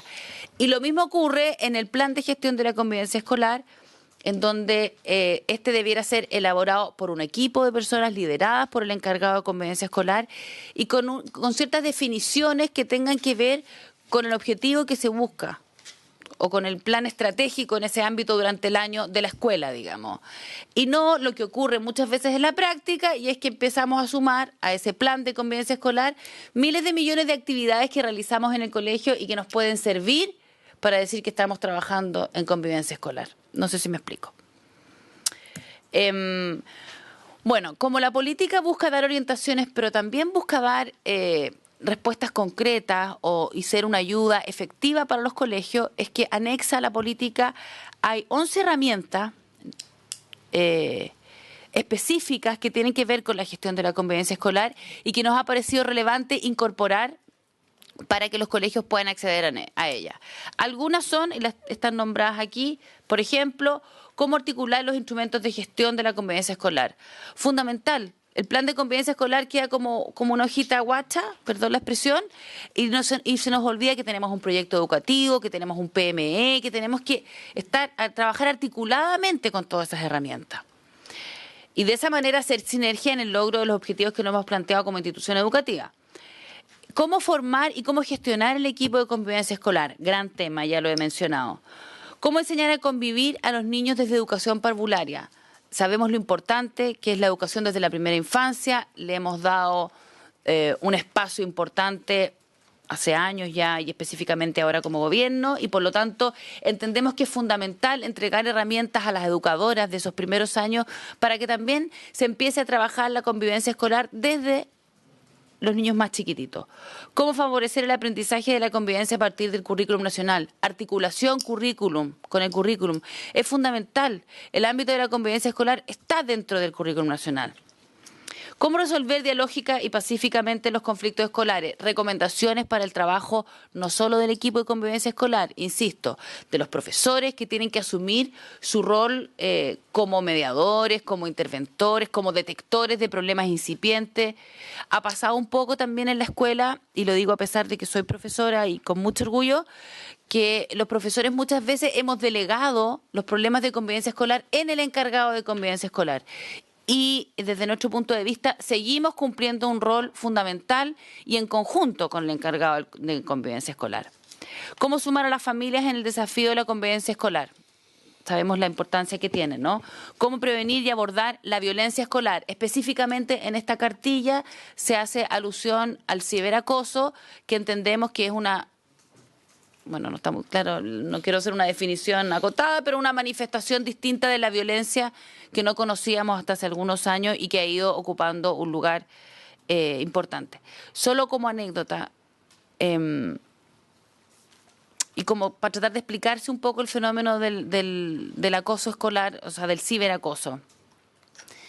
Hay un tema que tiene que ver, creo yo, con una formación desde nuestros niños desde chiquititos, con el reconocimiento de sí mismo, con reconocer sus propias fortalezas, con aspectos de autoestima. Ayer estuve en un colegio en El Tabo, trabajando sobre un tema de centros de alumnos. Nada que ver el tema, pero, o sea, todo tiene que ver aquí, pero en fin, era otro el foco de la conversación de ayer. Y sin embargo, llegamos en un momento a un gran tema, y es que los chiquillos no quieren formar parte de los centros de alumnos, no quieren ser delegados de curso, etcétera. Es muy difícil convencer, entre comillas, a los niños para que se presenten para delegados de curso. Entonces, conversando un poco sobre ese tema con el encargado, con la directora del colegio, en fin, llegó una chiquilla que era profesora de educación física y que era la encargada del centro de alumnos de ese colegio. Y nos contó una experiencia que había tenido la semana pasada y que a mí me impactó y se las cuento porque tiene que ver con esto. Y es que un chiquillo de segundo medio le dijo a la profesora: yo me puedo presentar, pero siempre y cuando usted me permita hacerlo virtualmente. ¿Pero cómo? Le dijo la profesora, ¿cómo te vas a presentar virtualmente?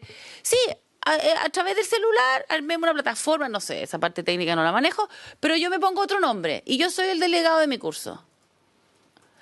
O sea, yo creo que también hay un tema de que nuestros niños viven una realidad radicalmente distinta a la nuestra, usan un lenguaje completamente diferente. Y a mí me impactó muchísimo porque la verdad que a mí no se me habría ocurrido, o sea, ni en el último sueño ser presidente de curso por una pantalla, digamos, y cambiándome el nombre. O sea, él quería, pero que nadie supiera que era él. Ojo, yo creo que hay un tema que nos compete a nosotros como educadores y que es importante tomarlo. Solo una anécdota. Las últimas cartillas, cómo avanzar en inclusión desde la diversidad cultural. Sabemos que la inclusión no solo tiene que ver con necesidades educativas especiales, no solo tiene que ver con inmigración, tiene que ver con eso y tiene que ver con mucho más todavía.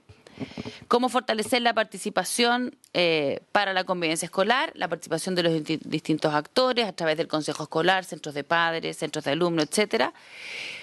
Y finalmente, cómo reflexionar y analizar las prácticas en convivencia escolar, aspecto que nos parece fundamental, ya que quienes hemos trabajado en colegios sabemos que el análisis de buenas prácticas es sumamente importante y poderoso a la hora de entregar herramientas a los docentes.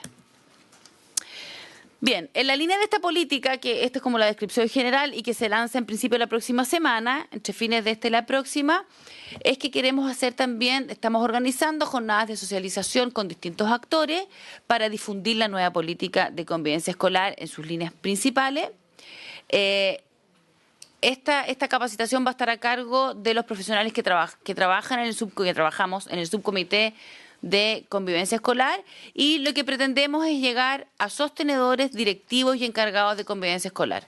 Ustedes se podrán preguntar por qué a sostenedores, y la verdad que para nosotros es muy importante porque en la medida que el sostenedor reconozca a la convivencia escolar como un ámbito de enseñanza y aprendizaje fundamental, se haría, digamos, mucho más fácil poner la enseñanza de la convivencia en un lugar más protagónico.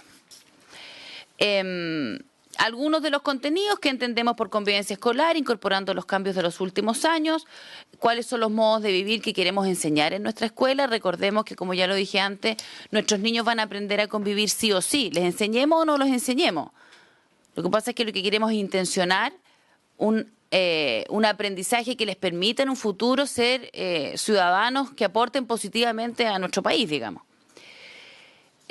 Y como tercer punto, el tema de la gestión de la convivencia escolar, que como ya les dije es sumamente importante. Lo otro que hemos incorporado son talleres para padres y apoderados.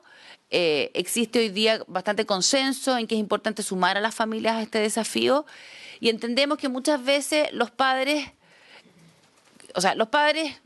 apoderados o adultos que se vincule emocionalmente con el niño, porque no necesariamente tiene que ser el padre, queremos siempre lo mejor para nuestros hijos. Yo creo que es difícil encontrarse con alguien que te diga, no, yo quiero lo peor para mi criatura. No, lo más probable es que cualquier padre o adulto responsable te vaya a decir que efectivamente quiere lo mejor para su hijo. Pero muchas veces los padres desconocemos cómo lo tenemos que hacer. Entonces la pregunta es, ¿le hemos entregado nosotros a los padres herramientas para que puedan trabajar con sus hijos? Quizás llegó el momento de hacerlo porque sabemos que los necesitamos a ellos para trabajar por estos niños. Como número 4, también estamos viendo con algunas instituciones de renombre, digamos, capacitaciones en herramientas para la gestión de la convivencia, no solo para el encargado, sino para el equipo de convivencia escolar, que está formado también por otros profesionales de la educación que pertenezcan a la escuela. Bueno, en tercer lugar, contarles que vamos a relanzar el sello Sana Convivencia. Esto se lanzó, tengo entendido, el año pasado, a final de año, con algunas dificultades, y lo hemos revisado, y la idea es relanzarlo en este momento. Está enmarcado en el Sistema de Aseguramiento de la Calidad, en el SAC, y vamos a considerar para su evaluación algunos elementos como el porcentaje de asistencia de los alumnos. Hoy día sabemos que los niños, la medida que en los colegios hay una cultura escolar más positiva, los niños tienden a ir más al colegio. Los colegios en donde los niveles de agresividad son muy grandes, los niños van menos. Hay una asociación al respecto. Las categorías de desempeño, obviamente, solamente pueden suscribirse al sello que ellos están en categoría de desempeño medio alto o alto. Los otros indicadores de la calidad de la educación, el clima de convivencia escolar específicamente, en términos de las denuncias de convivencia escolar, no puede tener ninguna denuncia a la escuela que haya llegado a fiscalía, digamos. Porque también es importante entender que del 100% de las denuncias que llegan a la Superintendencia de Educación, solo un 20, no recuerdo exactamente, pero entre un 10 y un 20 terminan finalmente en un proceso final, digamos. El resto son desestimadas en el camino por distintas razones. Obviamente que los estándares indicativos de desempeño y finalmente, luego de haber cumplido con todos estos requisitos, una visita del DEPROV, quien va a hacer una visita a terreno para revisar algunos aspectos importantes.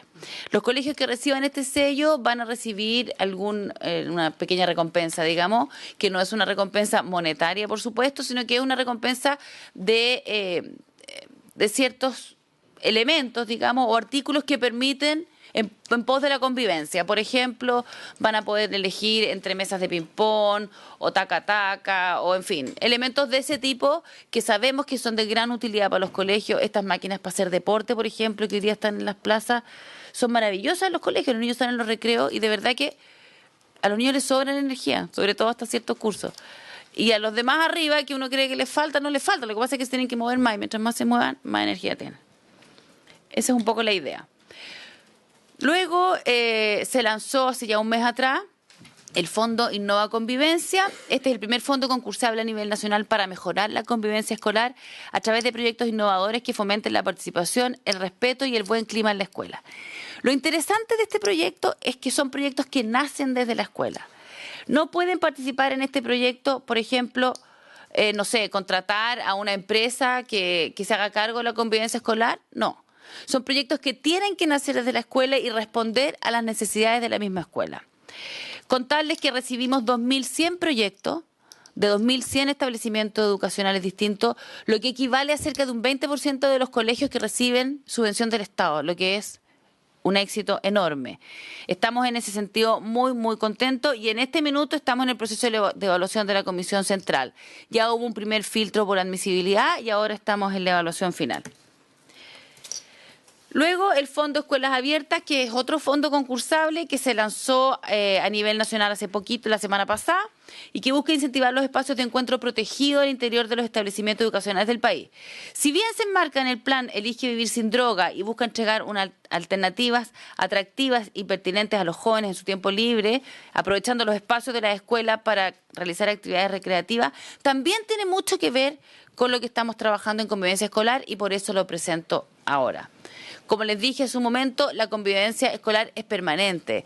También darle la oportunidad a nuestros chiquillos de que participen en actividades deportivas, concursos deportivos, de baile, etcétera. En otros momentos de la jornada escolar... Disculpe, Teresa, que estamos en la hora de la... Estoy terminando. Sí, por 30 segundos. Sí, el último minuto, porque necesito pedir prórroga para preguntas. Último minuto. Entonces, por favor. Por último, traigo... para presentarles a ustedes la lista de capacitaciones que el CPIP presenta este año. Tengo entendido que era una duda de la senadora o que en algún momento usted lo preguntó y especialmente le queremos responder a su pregunta. Estos son los cursos que el CPIP va a dar este año en relación a la convivencia escolar. Y por último contarles que desde el año pasado, durante todo el año pasado, trabajamos en una capacitación sobre el ciberacoso, específicamente con la Fundación Chile, y este curso se lanzó ya hace un par de semanas atrás, y ahí con una capacidad para varios miles de profesores que quieran seguirlo. Este es un curso online que dura un par de meses, que los profesores pueden hacer desde sus propias instalaciones, digamos, y de muy, muy alto estándar y calidad. Presidente, cumplí con mi minuto. Gracias por la paciencia y por poder presentar lo que estamos haciendo en este ámbito. Muchas gracias, Ministerio de Educación, por la presentación. Les quiero pedir 10 minutos de prórroga para hacer las últimas preguntas, comentarios. Y estábamos convocados a votar, pero claro, me tomé conciencia de que no está el senador Quintana, no está la senadora Ena Fonbear. Usted viene en reemplazo. Entonces, no sé si les parece, o sea, y quedo atento, digamos, a los comentarios de los senadores y senadoras de la comisión porque perfectamente podríamos votar a la vuelta de la semana distrital como primer punto en tabla, digamos, como para enviar a sala este proyecto, pero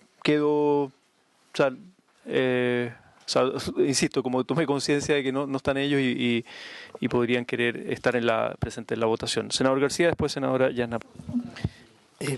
Presidente, yo entiendo que estaríamos votando idea de legislar. Yo sugiero que lo hagamos ahora. Yo tengo que retirarme, tengo que ir a Hacienda, hay que dar quórum en Hacienda. Así que, pero podría dejar mi voto si les parece. No se puede. Ya. Muy bien. Si no, votamos la próxima semana, como lo estimen. La misma línea de lo que señala el senador José García, yo creo que podríamos votar en general el proyecto. No obstante, quedaron hartas dudas, la verdad. Había sido un compromiso la sesión pasada de votarlo. La presentación de la encargada de convivencia abre hartas dudas y harto tema para el debate, en donde no necesariamente es tema de este proyecto. Entonces, tal vez dejar invitada para otra oportunidad a la encargada de convivencia, porque creo que no viene el caso hoy día abrir una serie de debates frente a lo que usted nos ha planteado, pero tenemos una diferencia de fondo. Inclusive yo escuchaba al encargado de la biblioteca cuando dice, entre sus resúmenes de personas que participaron en este debate, en donde debe ser el respeto, la aceptación, la equidad, la confianza, la solidaridad, las normas de convivencia, el ambiente organizado, los espacios adecuados como objetivos rectores en este proceso. Vemos precisamente en una dirección opuesta la política de convivencia del Ministerio de Educación, en donde establece en uno de sus puntos el sello Sana Convivencia, que nuevamente nos lleva al sistema de aseguramiento de calidad, al CIMSE, a las pruebas estandarizadas. Entonces, como decir, sabe que no hemos entendido nada de lo que ha pasado, pero no quiero distraerme en eso. Prefiero que hagamos estas consultas en otro momento, pero sí tengo dudas esta es una moción parlamentaria, una moción del diputado, entiendo yo, el autor principal, el diputado Belolio,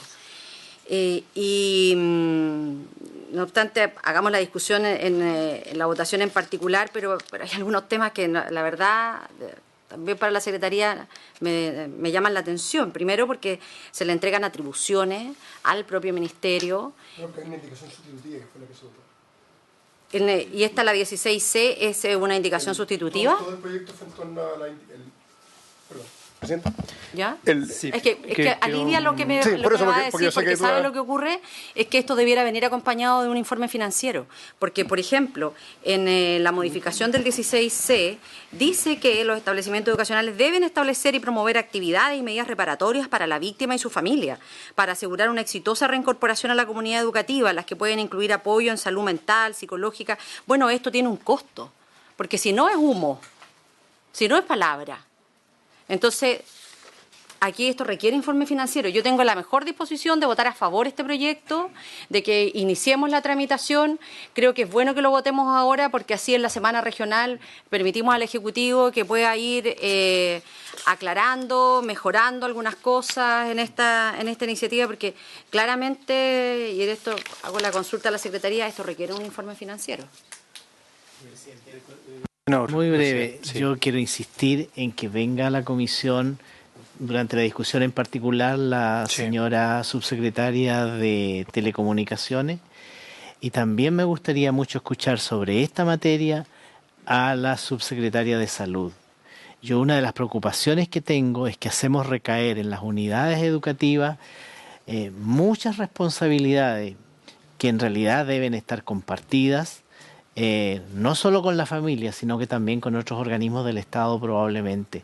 Yo creo que la Subsecretaría de Telecomunicaciones probablemente puede hacer mucho más, y probablemente Salud debe tener algunas políticas muy concretas, porque hay un reconocimiento de que el suicidio es la segunda causa de muerte en nuestros jóvenes. Entonces, creo realmente que allí se debiera poder hacer complementar. Yo no creo, yo creo que esto está bien que lo votemos la idea de legislar, pero creo que podemos complementarlo con otras medidas en este proyecto o en otras iniciativas que podamos impulsar, pero yo creo que podemos hacer más en esta materia. Muchas gracias. Muy bien, muy de acuerdo, senador García. El compromiso, de hecho, se excusó por el viaje con el presidente a China, la subsecretaria de Telecomunicaciones, pero además podemos incluir a Salud y además nos puede ayudar para el periodo de indicaciones, en el fondo, para enriquecer las indicaciones para mejorar el proyecto. Entonces, ponemos en votación muy brevemente, secretario, y después vamos a seguir con la discusión. Señor presidente, si me permite, respecto a lo que consultó la senadora Proboste, es un tema que quizá habría que plantearlo en la sala, porque en la tramitación del proyecto no tiene trámite en la Comisión de Hacienda. Entonces, respecto a lo que usted había señalado, senadora, respecto al informe financiero, es una de las razones que además que de alguna forma explica por qué hasta el momento no tiene ese informe financiero. Entonces, quizá un tema que hay que plantear en la sala, que vaya a la Comisión de Hacienda, si es que la Comisión así lo estima pertinente, y en ese caso, obviamente, analizar el tema del informe financiero. Pero hasta el momento, el proyecto solamente va a ser visto por esta comisión. Bien. En votación en general, senador García. A favor. Senador Durán. Senador Durana. Senadora Proboste. A favor. Presidente. A favor. Resultado de la votación. 4 votos por la afirmativa, ninguno por el rechazo. Queda aprobado en general este proyecto de ley en los términos planteados. Muy bien, muchísimas gracias. Lo enviamos a sala, pues habrá el periodo de... Bueno, la sala se tiene que pronunciar obviamente y se habrá periodo de indicaciones para la discusión en particular. Por haberse cumplido el objeto de esta sesión, esta se levanta. Muchas gracias.